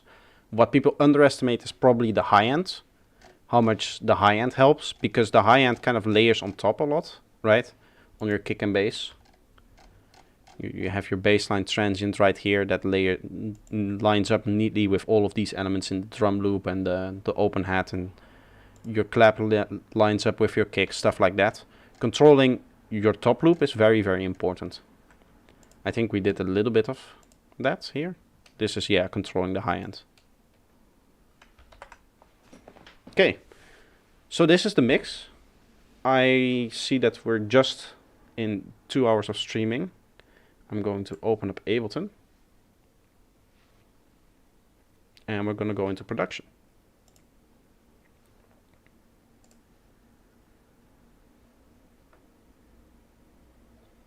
Do I export stems pre-mixed? Yeah, sometimes. So for the last few productions, now that I know that I'm going to do this workflow, I mix a lot less. I still do like ambient stuff and stuff like that. And I'll do like the low cuts just because it's in the middle of my processing chain. Like removing the low end isn't at the end of the processing chain. It has effects on the way that you distort and the way that you compress, stuff like that. So I tend to remove that before my final bits of compression or distortion. In those cases, I'll export it with. But I won't go through every track and already do that before I go into the mixing stage. I'll leave myself room to also be able to do that in the mixing stage. If then I, for example, want to turn up like the warmth of a sound, then I don't lose it already because it's not in there. So I can close this. And I can open up the project, Psytrance, this.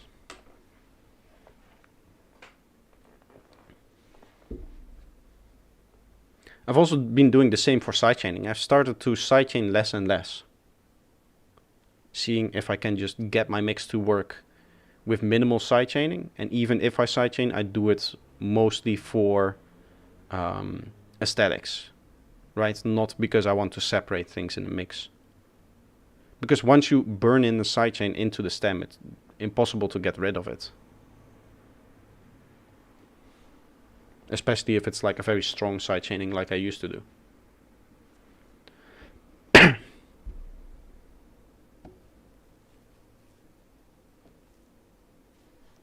can switch to my Ableton camera. Nice. Please don't crash. Do I use Serum's Reverb or VSTs for most of my synths? I use different VSTs. Never use the Serum Reverb. If I go for standard reverb, I'll use the Ableton Reverb.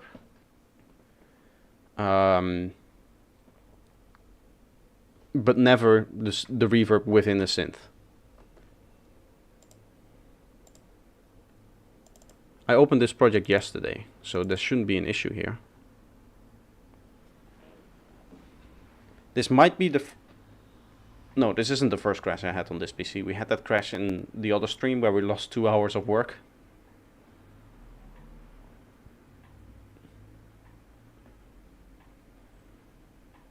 I like your extra dark DAWs. Yeah, it helps.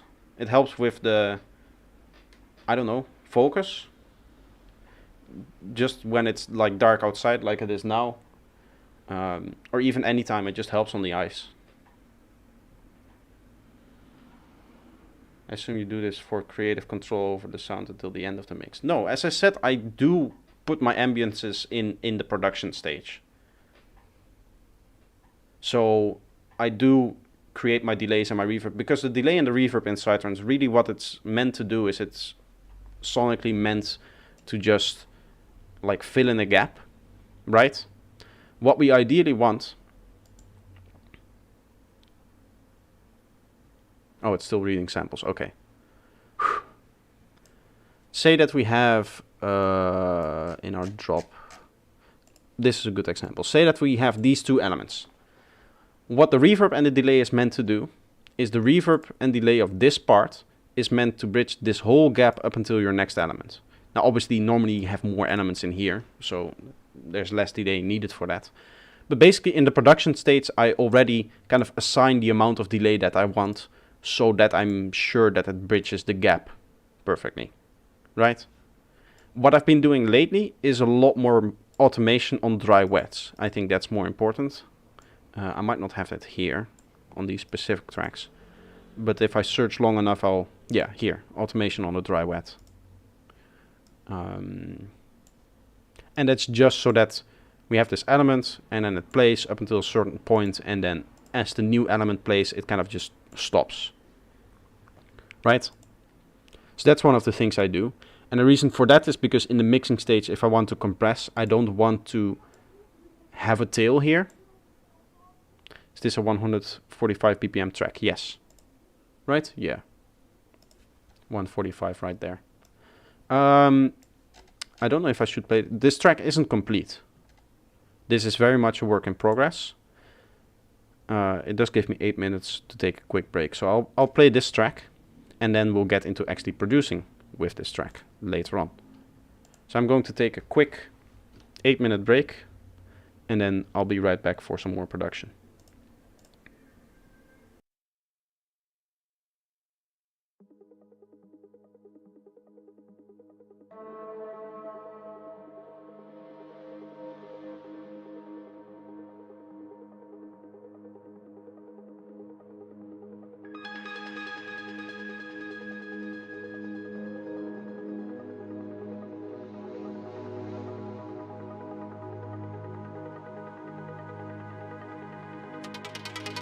It's the entire universe.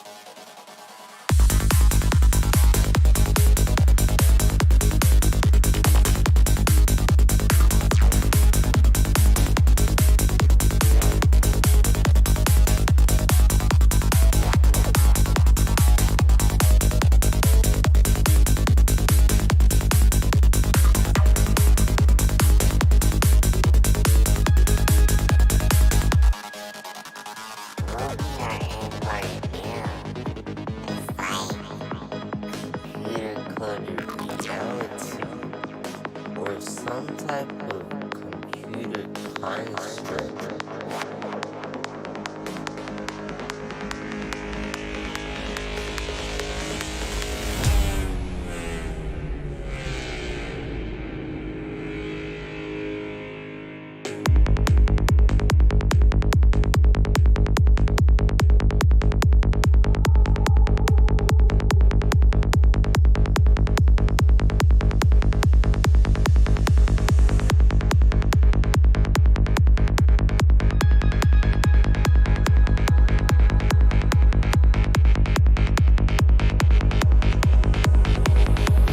Now let's begin.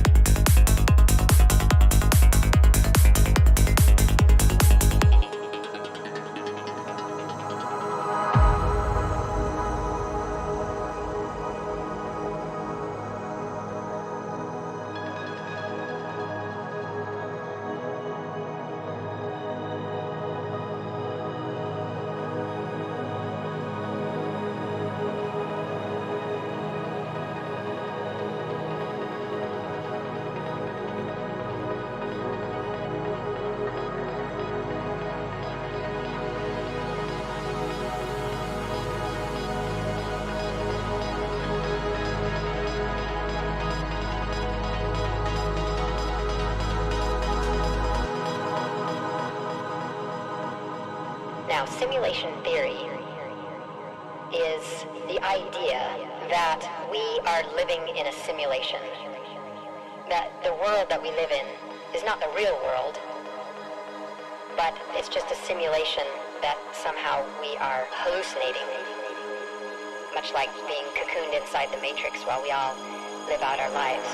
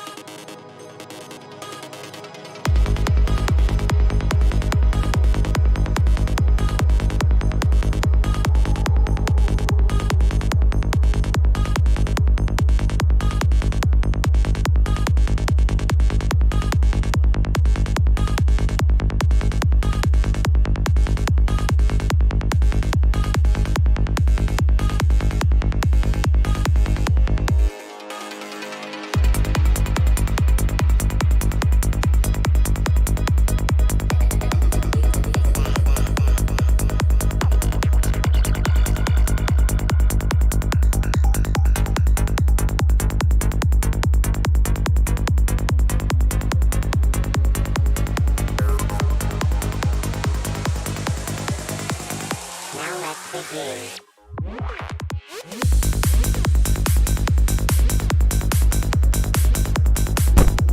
it down slightly, not to annoy my neighbors.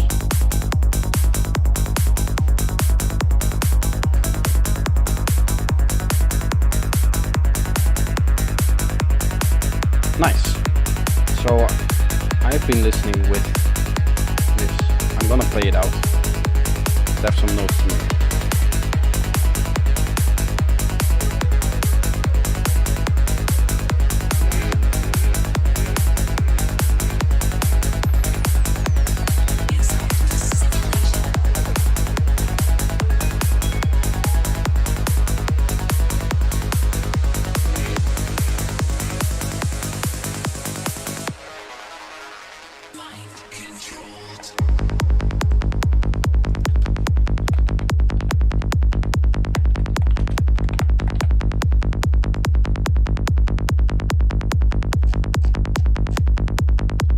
This is just kick and bass.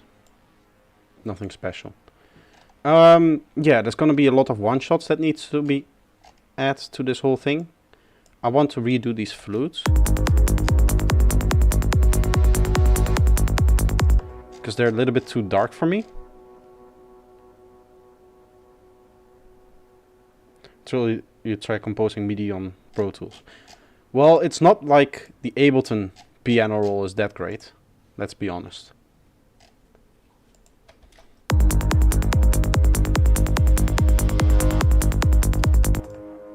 I might just go like this. Just use the single note bit. Because I don't like how it changes the note.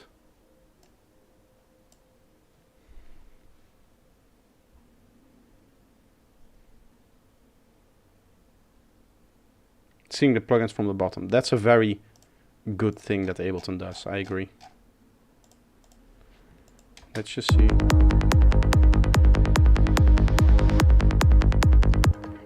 Then what we can do is move these to here. If I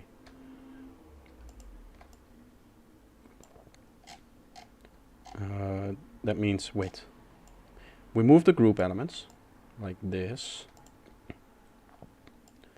And then we move these items like this, so they line up. Perfect. I hope I'm not using them anywhere else. I'm not. Can do that later.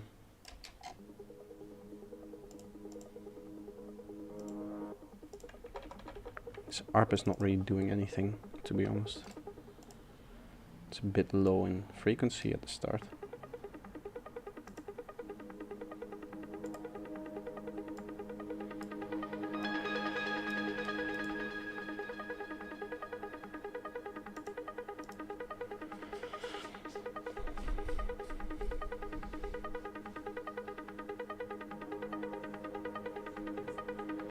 Routing mode in some DAWs makes me feel anxiety and I have a degree in this. I don't know, I haven't had any negative experiences with routing anywhere actually. Maybe FL Studio isn't ideal. Oh, it's maybe cool to have it come out of the reverb like that.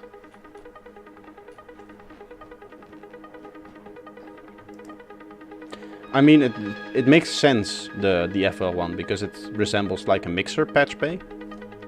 But you cannot really see your routing properly. Also in Ableton, let's be real. You have to open it up, it's all in these small menus, you have to scroll and select the right track. I name none of my tracks, so it's very hard to find stuff. Okay, that's still going to the right place.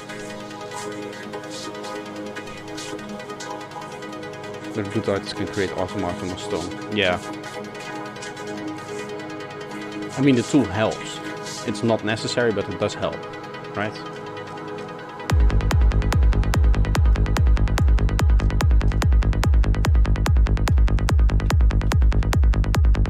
Okay, let's make some more one-shots. This track has been very one-shot focused, which I like for a change. Instead of focusing on the leads, what I usually do is have a lot of different leads all over the place. I try to just have like one main element somewhere. This is like together a main element. This is one main element. This is one main element. Stuff like that.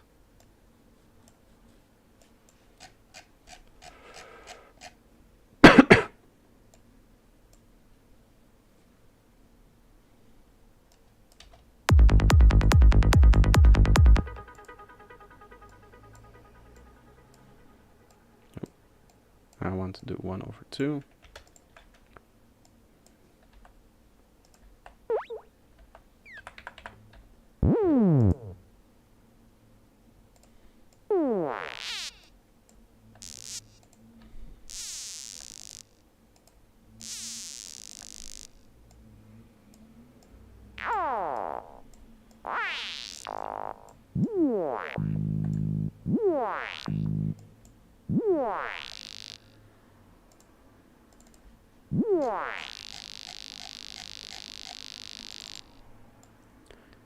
Is this track in G sharp or is it in? It's in G sharp. Right, no G sharp, yeah. Okay. Let's add a little bit of distortion to this.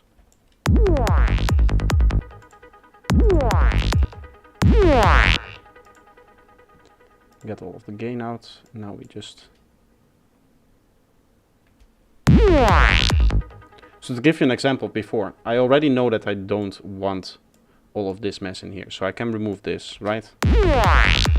But I want to keep as much of it as possible so that if I go into the mix and I want to boost this, I don't have to do anything crazy.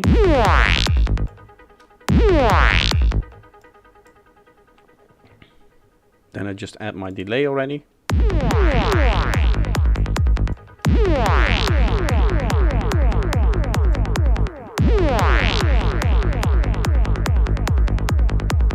Now it's very loud for this part.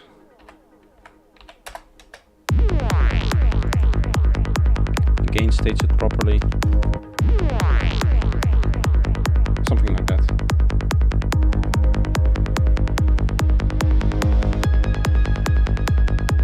I love Ableton stock plugins better than FLs. Are you serious? I think the FL ones are a lot better, to be honest.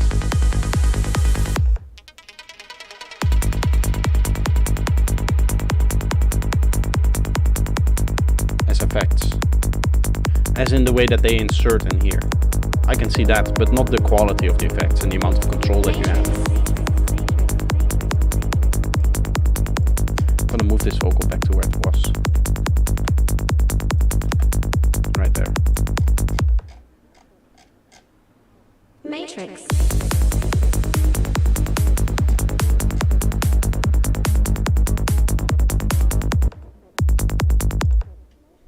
Matrix.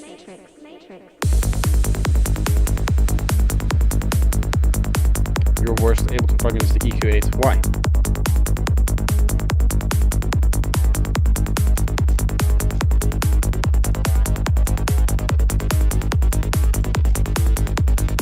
If you're gonna say something so controversial, then back it up.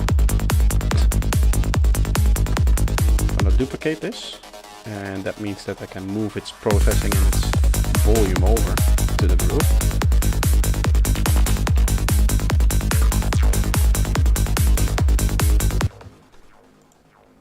I see the chat going wild. Let's see. It's all relative. Uses EQ8 a lot. I feel like it doesn't actually work. Maybe just don't know how to use it. I mean, it does what it needs to do. It's an EQ. What do you want it to do? Okay, so now I move these two here. And now I can edit the modulations in the patch. So I can do something like this.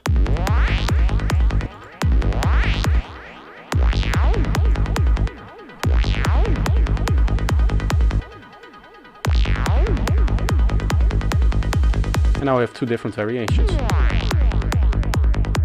which is always nice.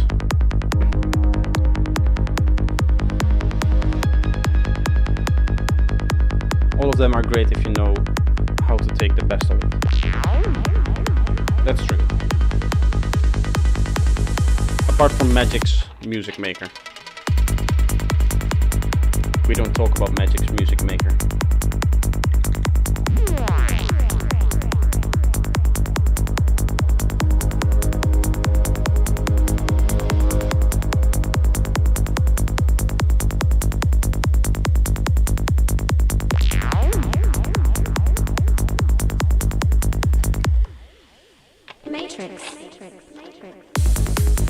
Have I seen Tristan's masterclass? No, I haven't.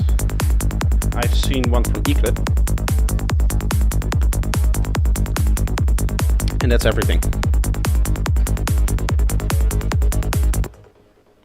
Okay. I want to yoink some of these here.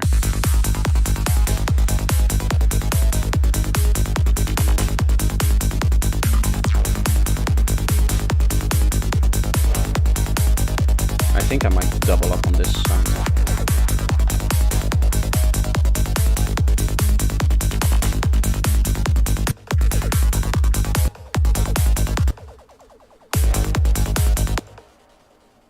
This one maybe too. Could be cool.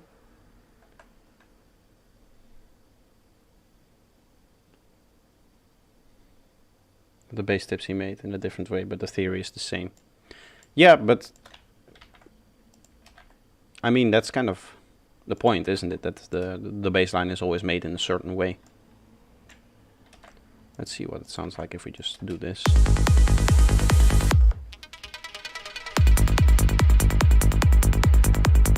With comb filtering lows bass to add harmonics. I don't think I've ever said to do that. That's a terrible idea. Oh, I bumped in the mic there.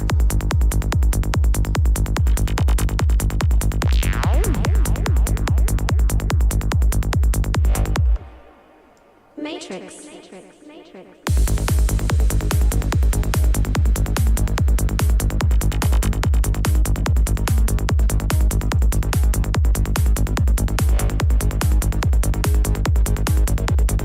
With a filter.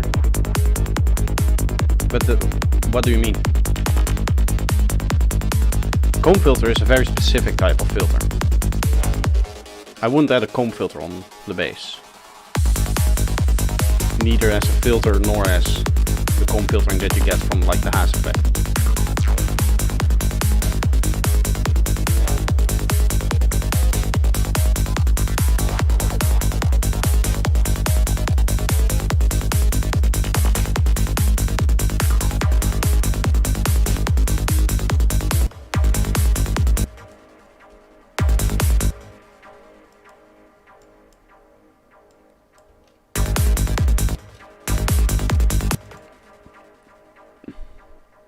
Because of, it's a comb because of multiband compressors. No, it isn't. It's a phase shift. A comb filter is a shift that occurs because of the whole sound. If you separate the sound into two channels, then offset one with a delay of a few milliseconds and then sum them back together. Then you get comb filtering.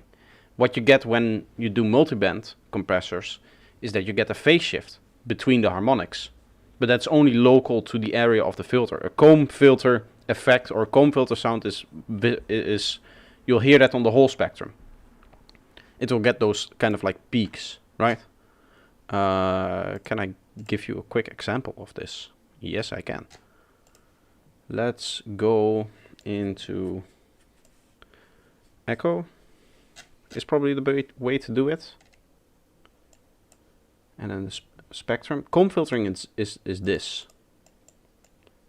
Give a little bit of a delay on this, and then we sum to mono before the spectrum. I need a sound first. Let's take like a loop or something. Let's go bass loop.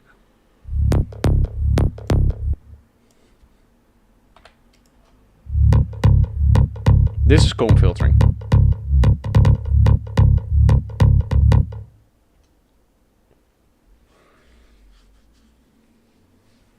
Because of two multiband compressors. Still isn't comb filtering. He adds 2 stock Ableton multibands, disable all inputs, then changes only the low frequency. Yes, what that is phasing, which is different from what this is. What you're doing then essentially is adding to... Do I have a frequency split already set up here? I don't think I do. Frequency split, no.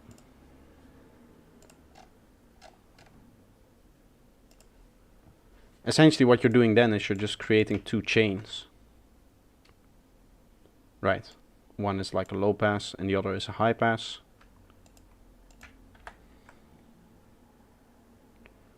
On this one you just turn it into a high pass. This is what you're doing, and then obviously these 2 are linked.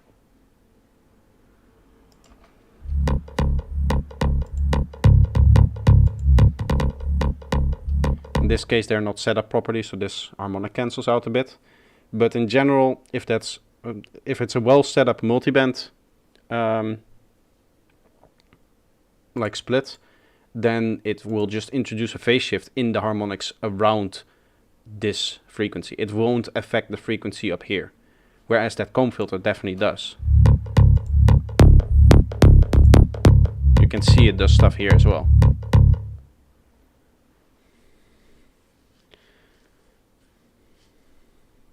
I'm definitely not explaining this right. I know what you mean. I know the technique that you mean is just baseline shifting, which nowadays I do with the freeform phase. But what you used to do is you would get your baseline, and then you would set this frequency very carefully so that you get exactly the right amount of phasing that you want. Right? That's what you're trying to explain here. I just don't want you to confuse 2 concepts, the concept of comb filtering and the concept of a phase shift. I think my tutorial on how I do it with freeform phase actually covered it very, very well in terms of the explanation of just what phasing is in general. Even if you didn't see that part because you already know what it is, it's a good video to watch still, I would say.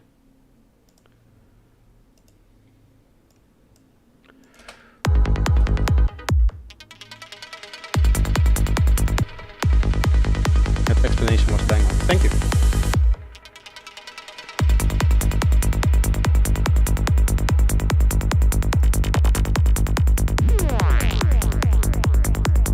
Squelches are still a little bit loud.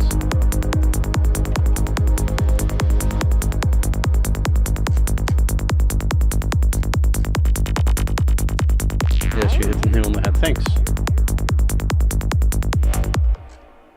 Matrix. This bit is a little bit too empty. After that flute comes in, I want a little bit of, I don't know, mid-range stuff happening more. So I'm going to achieve that with like a vocal pad from Omnisphere. It's like one of the main ways that I do it. If you want a little bit of extra feeling to a part, pop on the vocal. It's gonna take a while to load, but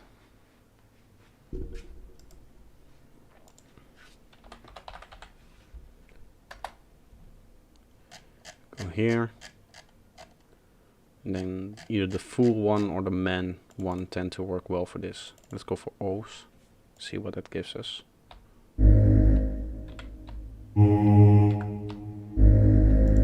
Something like that, and then obviously we'll remove the lower frequencies because those are already covered in the bass. We just want the kind of gritty mid-range stuff from there, and then we can play with filtering as well on there.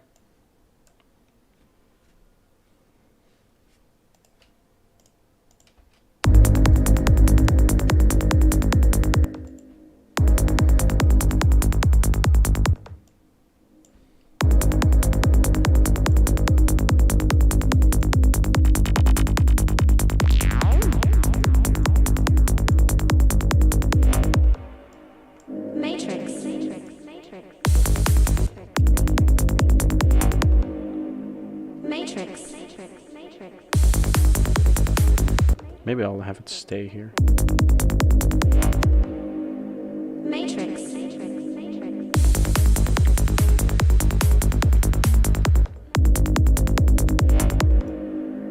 Matrix. Just delay it out. Matrix.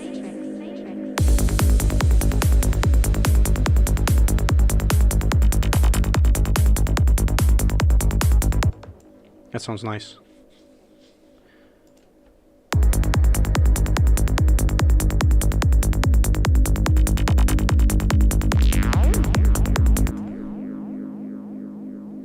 Have I used the new free phase trick on this track? I don't remember. Nope, this is still the old way with the vitamin and transient MB doing the phasing. And I guess also this filter here. So this bass is still the old way. I have a new tracks in the works, which I'm not going to show on the stream. It's probably going to be a surprise when that releases. Which does use that. When it releases long after the album. But I have already used it in a production. And I've also refined the method a little bit.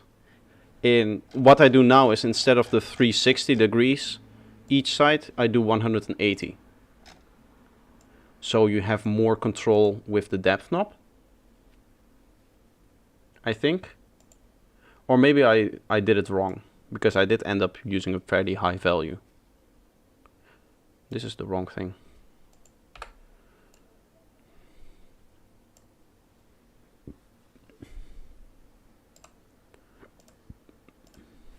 So instead of going all the way up to 360, you just go to 180. And 180 here. And then this is still the same. And you have a little bit more percentage that you can work with. So you can type in values and be like very, very accurate. And what that allows you to do is say that you have these peaks here. I can have this. In this case, what I would want to do is I would not want to have this peak line up exactly with the sub bass. That's losing me a little bit of volume. So I would set up my phase relationship in a way, or set a value in a way here with the freeform phase that peak kind of lines up to the side of the sub bass. Do I play live? I don't play live yet. I want to get into playing live, but I first want to work up kind of a discography which is longer than 2 EPs, right? So that I can do a full set of my own music, potentially. So once the album is out and some other tracks, then I'll consider starting to play live. I've done like playing live for friends, stuff like that, but not in clubs or paid gigs. Anything like that. I would also need to find the contacts, obviously. People who like actually organize parties.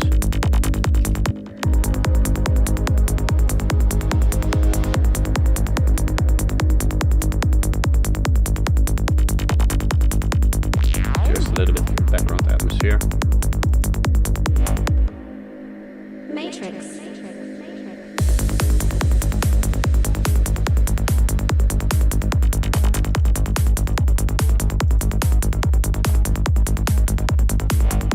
Don't remember which the downlifters were that I used, but I think if I go in all results here,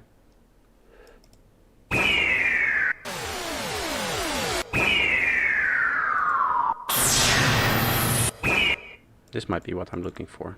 This becomes longer. Yes, it does.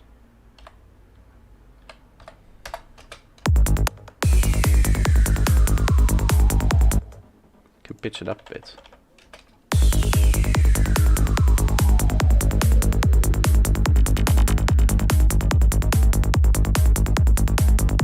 I see you're definitely better than a lot of the DJs I know. Well, yeah, in the production side of things, yes, but in the mixing side of things, I'm terrible. I'm going to consolidate this so I can reverse it into this next part. Slightly lower volume.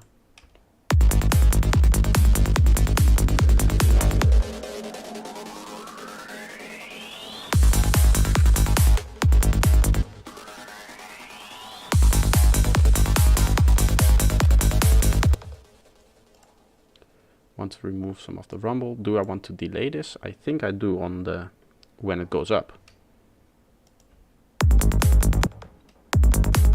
Yeah, that's all not needed. Kind of like have it roll off like there.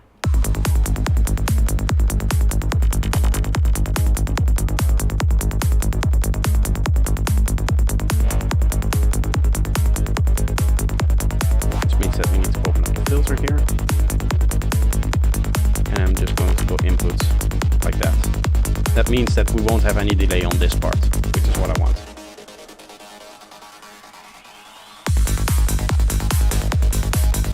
I was hoping you would notice that more.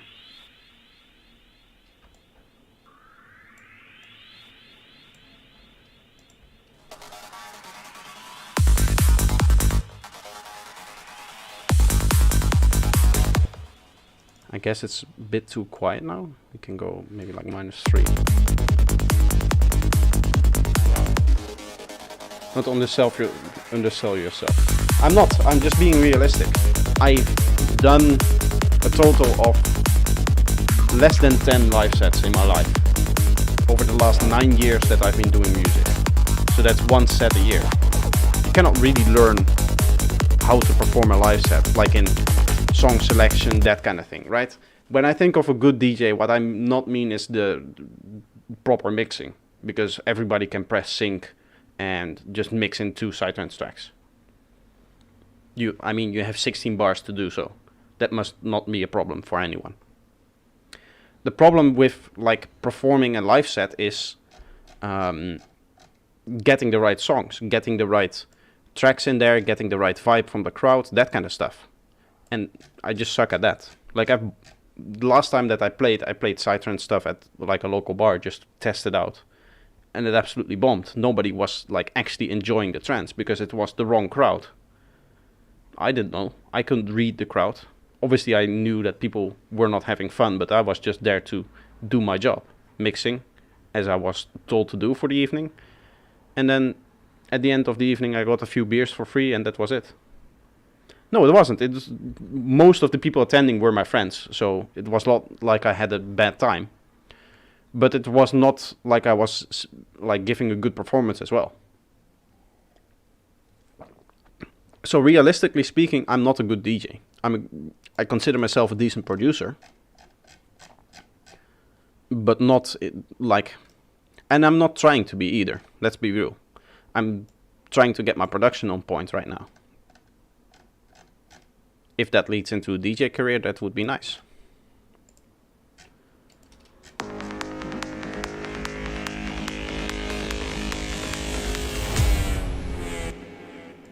I don't know why this thing changes pitch. Or does it? It does sound like it changes pitch here.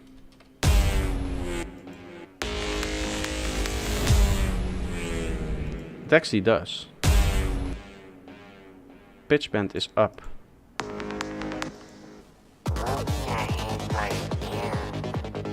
Turn this down.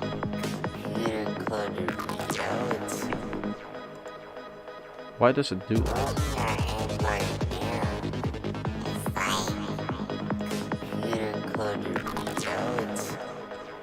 Is it because it doesn't update?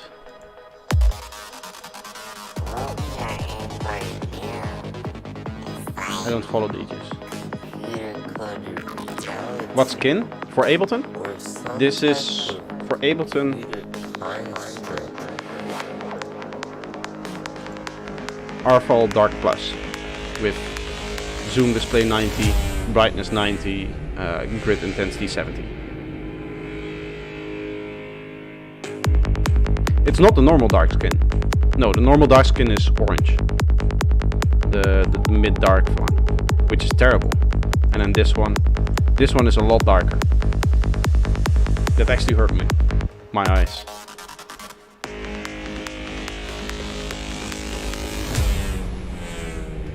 Still. Automation is at... It just doesn't work with the automation. Maybe I have to... Why don't you...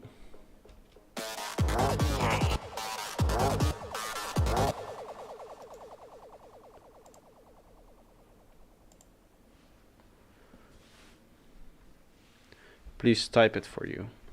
Rfull dark plus. You should be. It should be a Gumroad link. Rfull.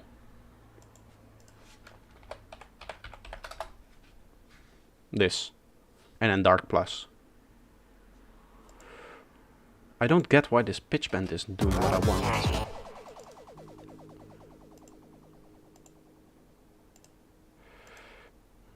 MIDI control. Oh, pitch bend. What if we do the pitch bend? This is not ideal, doing the pitch bend with MIDI control as opposed to automation.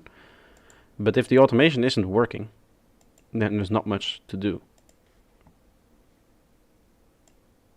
Go like this. I want to extend the clip so that it goes up before.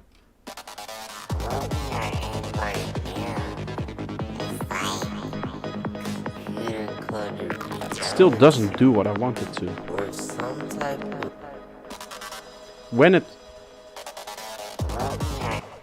Okay, that means that I need to disable, which is disabled. I don't get this pitch bend.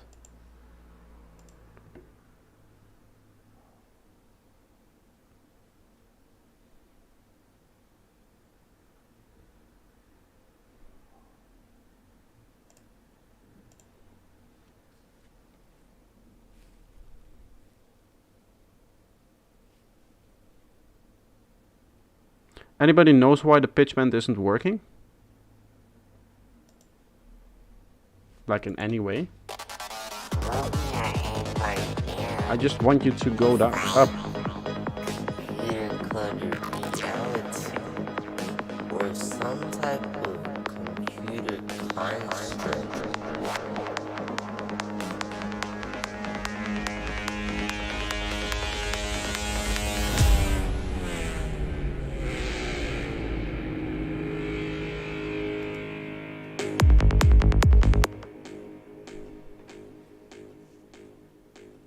Move the pitch slider. I know, yeah.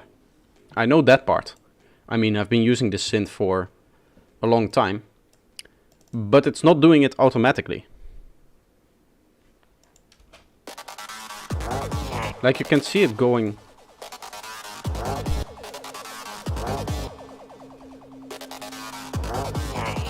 up, but then... Do you see how it like snaps back? Sometimes happens to me when you had a cracked serum. I don't know if this is like a bug or something. Can I check for latest version here? I can open up my... Give me a second. My splice will tell me if there's a new version. Maybe that's the issue.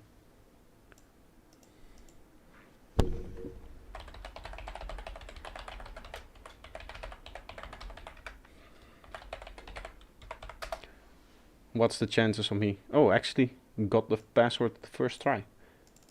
Okay, so there is an update available, which means that this might be a bug, which means that I'll just leave it like this for now.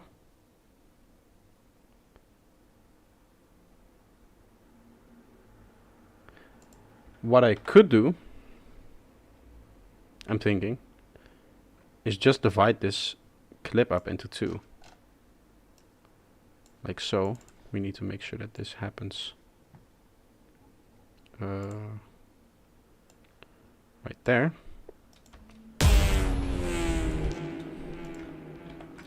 Means I can group these two together and just throw the processing on one of them. That's always nice. Saves you a bit of CPU.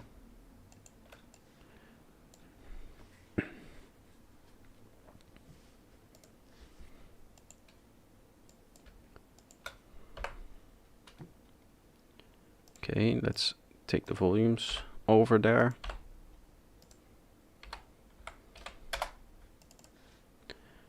And then boom. Okay, right here. Computer coded reality, or some type of computer construct. Why do you go down now? Okay, so that's it. I can turn that down a bit. Now it's doing what I wanted to do.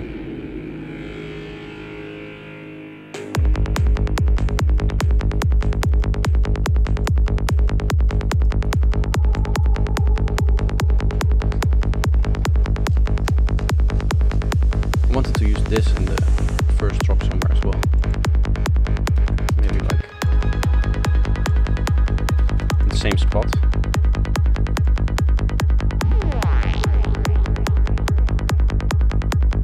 That kind of works. Can make some more atmospheres later as well. Can play with the Abyss plugin, which is nice.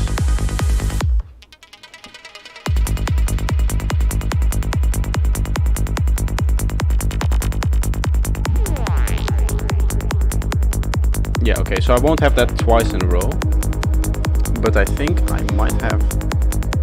No, I don't have another one of those.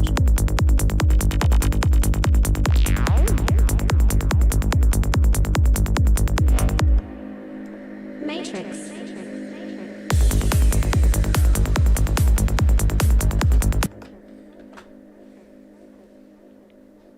Okay, so some atmospheres in here will give this part of the track a little bit more life. In the first bit I'm okay. I guess maybe here one. But we basically need to make some atmospheres. So it's off to Abyss. This is a great plugin. Let's see if we can find some nice sounds.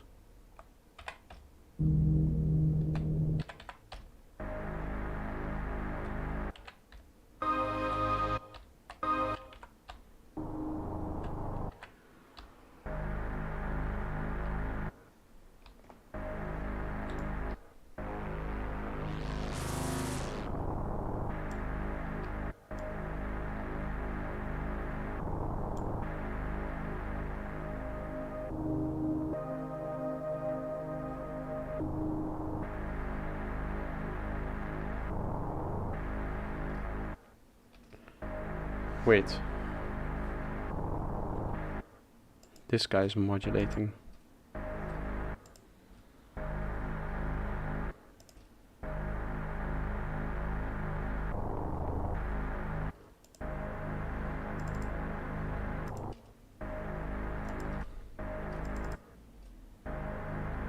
Tried Novum yet? No.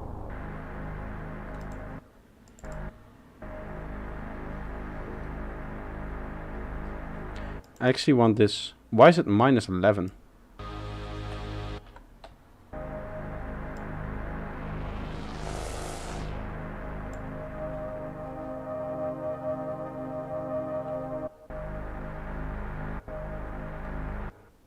Okay, so for the position we have this.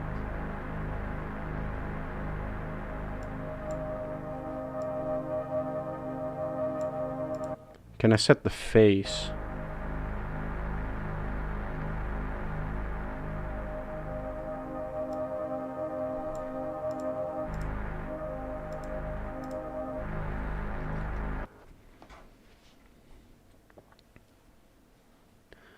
Can load any sample and decode the pitch envelope data and turn it into great ambiances. That sounds interesting. Sounds maybe like a Black Friday purchase for me. Okay, so that's not what I want.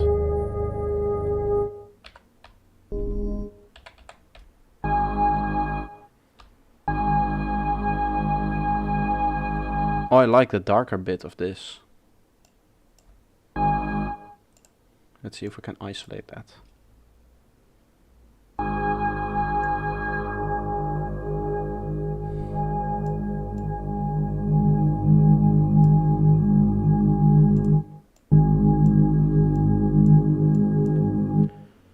Yeah, this is the kind of atmosphere that I mean.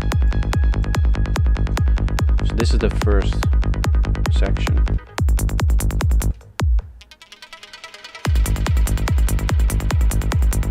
This is where I would put something like this.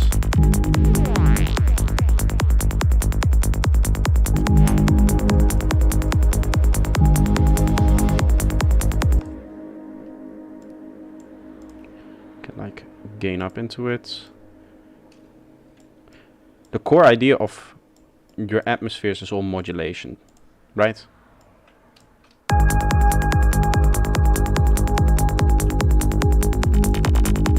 Make sure that the modulation is good, that you're constantly changing.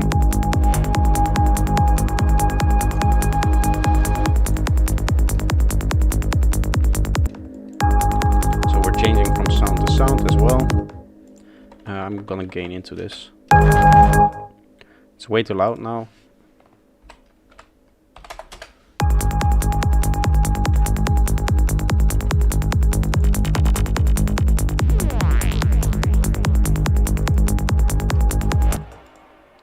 I'm going to continue gaining in there.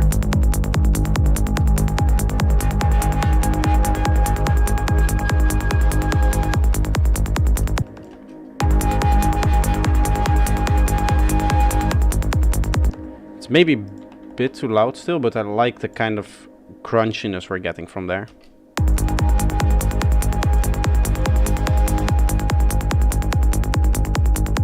Probably gonna go output a bit lower on this bit.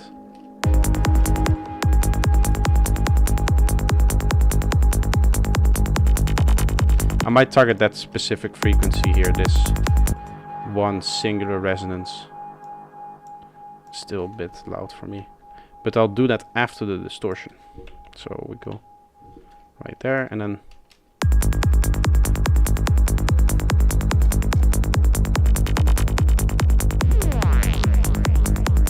let's clean up this mess.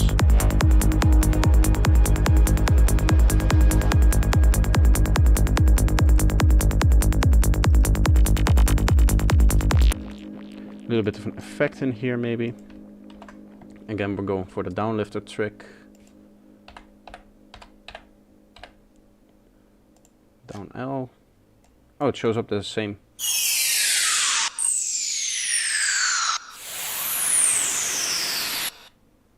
Something like this, nice.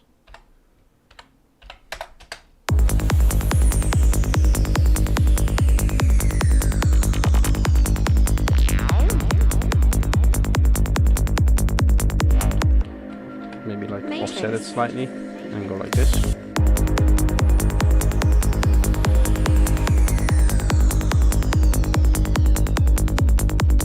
This should just be ear candy.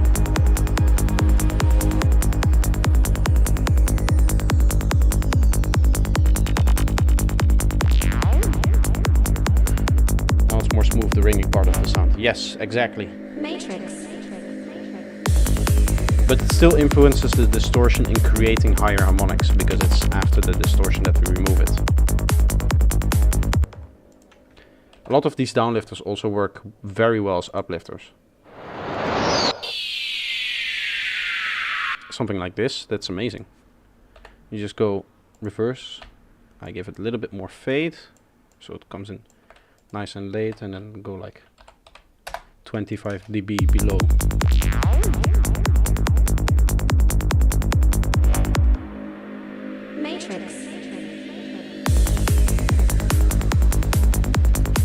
This one is maybe a bit too similar to the other one. Let's find the difference.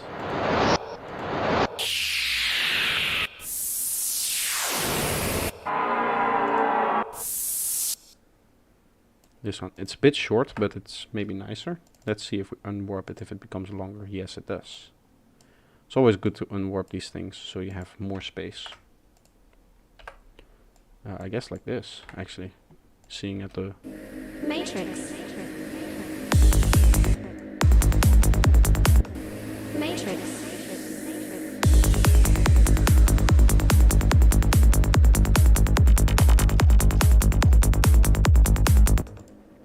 From this point we need more one-shots in here. Just like a few more synth effects, stuff like that. It's still just about filling up the idea, right? We have our main synths down, we have all of the theming down, at least for the most part. So it's just little bleeps and blobs and small synth details kind of thing.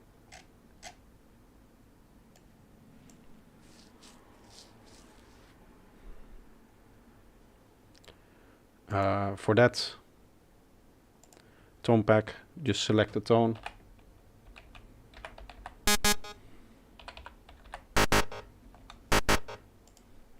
Nice sound. Get like a little thing in here.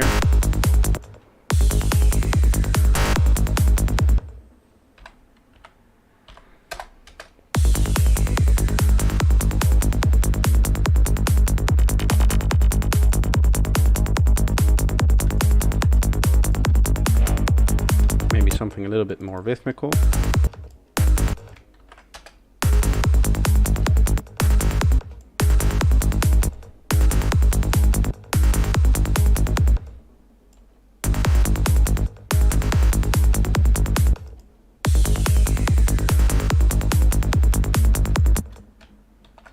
Something like that. Sounds nice. I know what a bit of a problem is that when I use the tone packs like I use like here, I need to open up a synth for each new sound that I want to make. When I made this pack, I never thought of just getting one of them. I think maybe they're in here actually. This. Okay, so no, they morph. I want one that's just able to select each individual tone. Maybe I have that though. These are the ones where there's also the ones in there that I cycled through all of the tones and only got the good ones. So those are the ones that I want. I guess this is it then? No. Because I know, yeah, this is not it.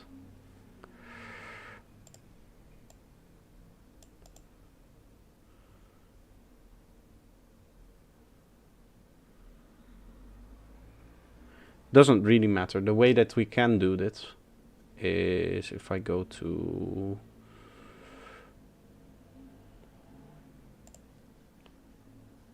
let me find my Xfer folder.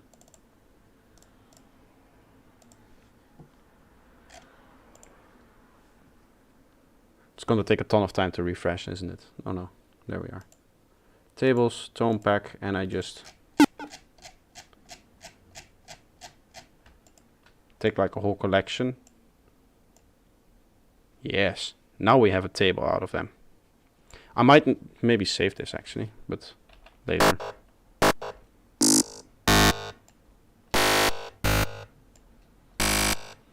Okay, so now I have a tone selector. Which means I can basically do this one again as well, if that's in there. 152, no. Okay. That's not a nice starting. That's a nice starting tone for that. And say I want another sound here.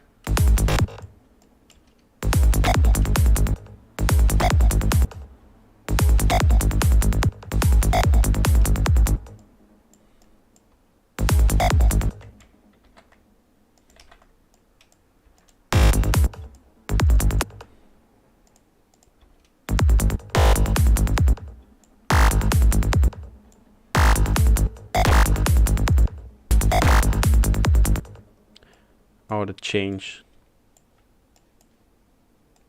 means that I need to, if I want to do it like this, zoom in like this.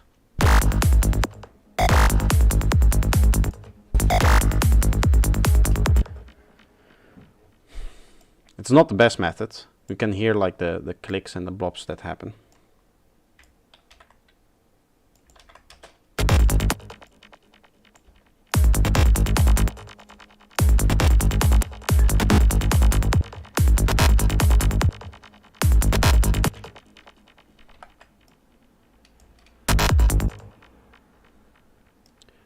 Okay, and then for this last one we go down again.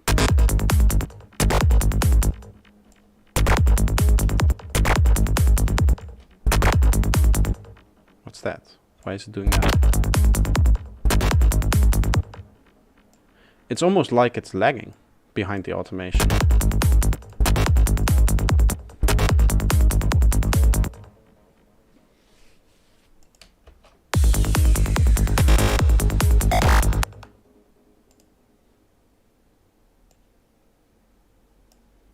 I guess what I'll start off with is mixing this in, because I do want to hear what the end result is potentially going to sound like.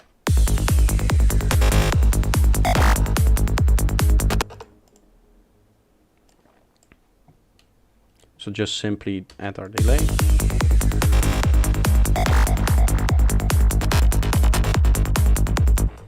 And then this goes like -12 for now.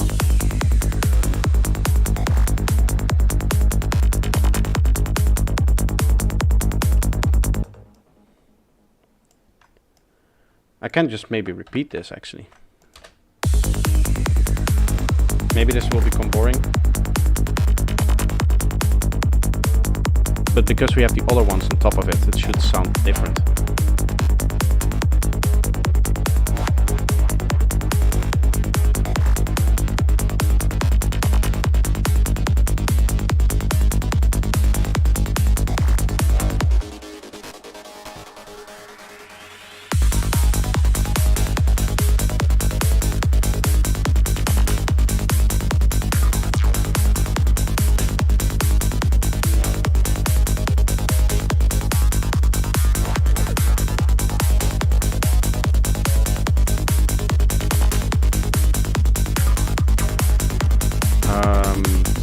This is the one that I'm trying to find.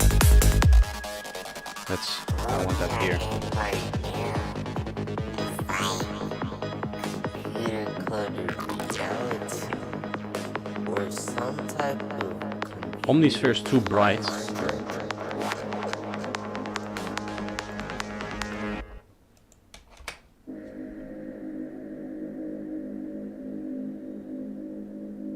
I mean, even... So this is going through an OTT. This is not. This doesn't sound bright to me. Omnisphere is perfectly capable of nice dark sounds, I'd say. Matrix.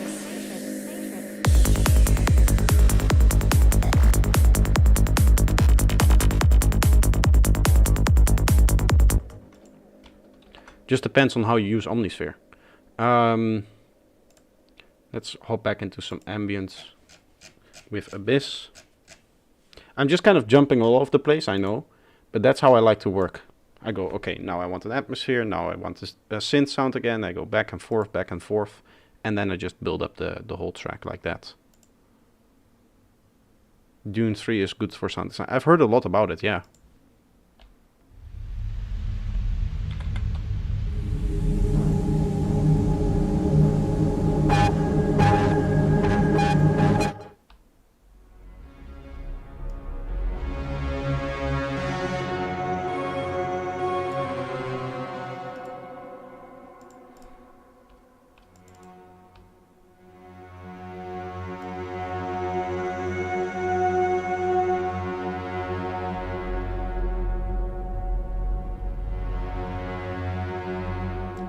That's nice. That's a good sound.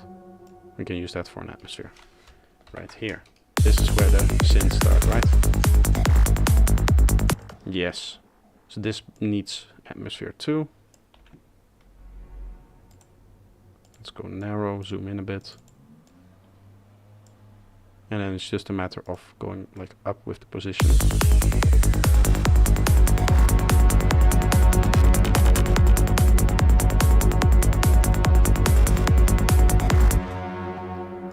Does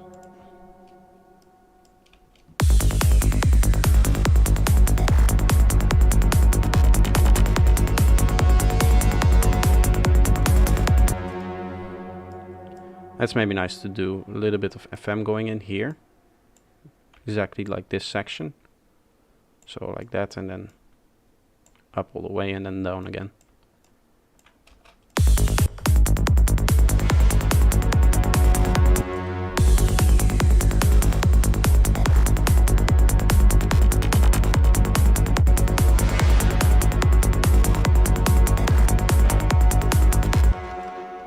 Let's actually have these two oh no, we can't. We can't do that. We can do part of the process sharing, but I want to keep the saturator on this one. Right? Because obviously I don't want to saturate this anymore. So like this then.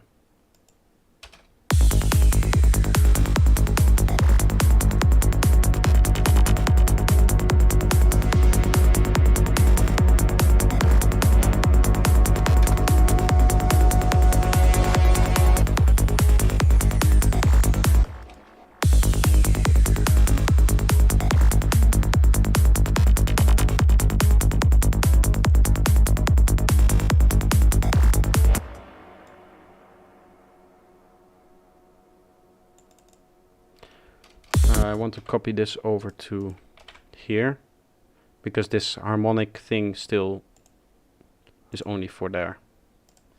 So for this one we'll keep it like that.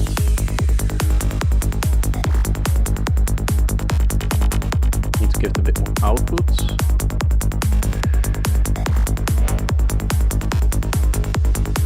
Where is gain?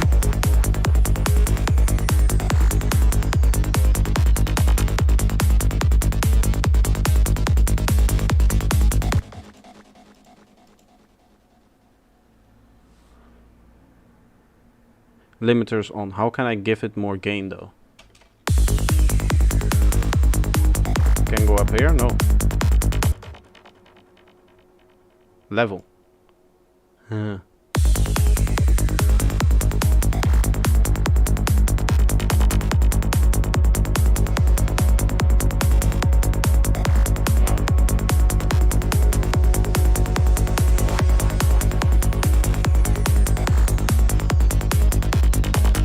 Bit loud towards the end there. We can go slightly down here.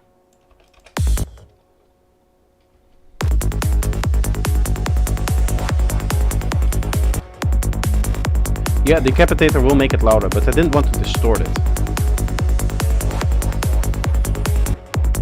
Let's go even lower.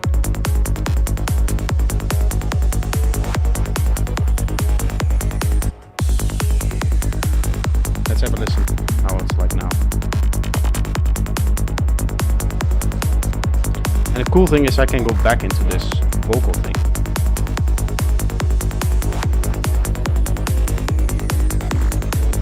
We'll just layer another atmosphere on top.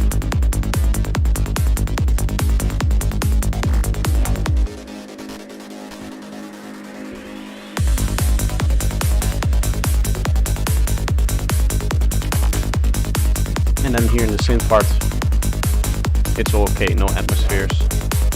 Give all the power to the synths that they need to have.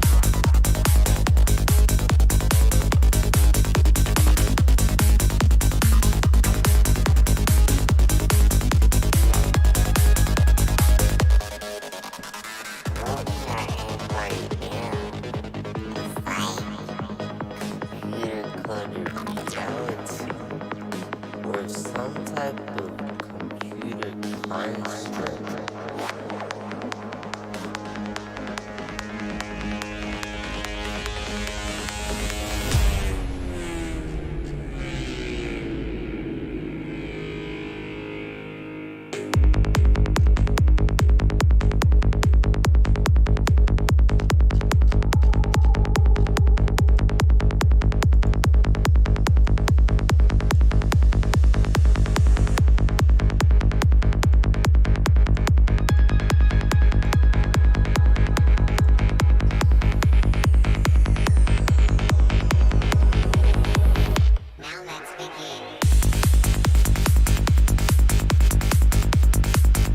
Nice.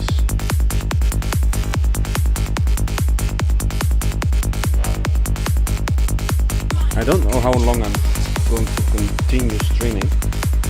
I do have some things to clean up. So I might call it early today, get to the 3.5 hour mark or something like that. It's still a decent stream.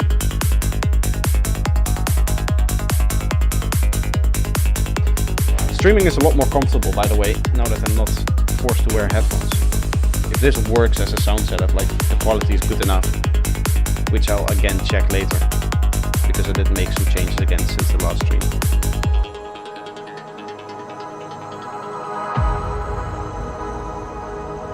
Final thing that I'll probably experiment with for the next stream is I now have it basically set up as a gate, the sidechain compressor that I use to duck voice if the desktop audio was playing. I might just use like very slight sidechain compression, so it still ducks it out of the way a little bit. But that still might affect my voice more than the stuff coming from the speakers.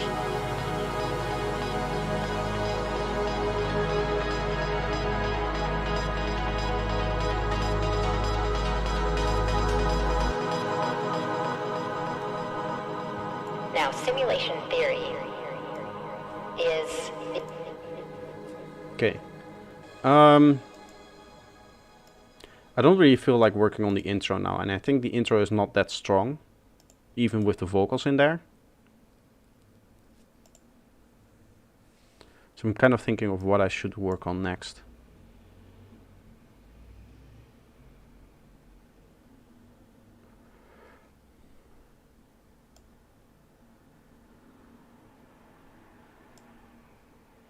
Like, I've kind of lost the creativity now, right? Single shots, yeah. I've been doing single shot for a little while now.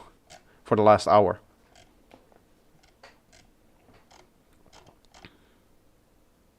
Like, with these tracks, with these productions, they are so big that at some point, like with what I want to achieve with this production, that it's so much work that I don't really have the creativity to do all of the work in one session, right? So even when I did a stream where I would just fully focus on this track, like the whole 3 hours, 3-4 hours, I would be so tired at the end of it, and I would be like completely burned out. I kind of want to stop doing that, because I still have other works, other things to do, like recording videos, posting video. I have videos to post right now that I need to post for next week. So all those kind of things, I still need to do work after this. So I don't want to completely burn all of my energy trying to force everything out of the vacuuming the plates as well. Yes. But at least that is kind of away from the PC, so that's okay. But I do have to do it, yeah. So I'm thinking that I'm just going to end it here. I think you can see it in my streams as well, right? Like at the end of the stream, I kind of get completely down and out of energy. At least that's what it feels like right now for me. Now that I've done all of the things that I wanted to do in this part of the track, I'm like, okay, we're done here. That's the end. So I'm going to call it here. I have 2 videos coming up for the next week, which are both fairly long. One is 35 minutes, the other is 22. So I hope you guys are going to like those. Both of them are also fairly beginner friendly, because that was one of the requests that I got. Other than that, I'm going to try to see if I can do all of the final checks that I want to do on the individual songs this week, so that next week, Sunday, I can potentially do mastering on stream, which would be fairly exciting. Right? I think that would be fun for you guys to see, mastering of the whole album, the whole part that I need to do. Because I have some stuff that is already done by somebody else, 3 of the tracks. So the other 10 I need to do myself. And that means that hopefully I can get that done. That might mean that there isn't a stream during the week. So that would mean that the next stream would be in a week from now. But that's okay.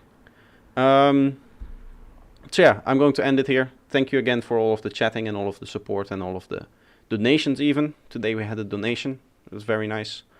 So yeah, see you guys maybe during the week, maybe next Sunday. See you.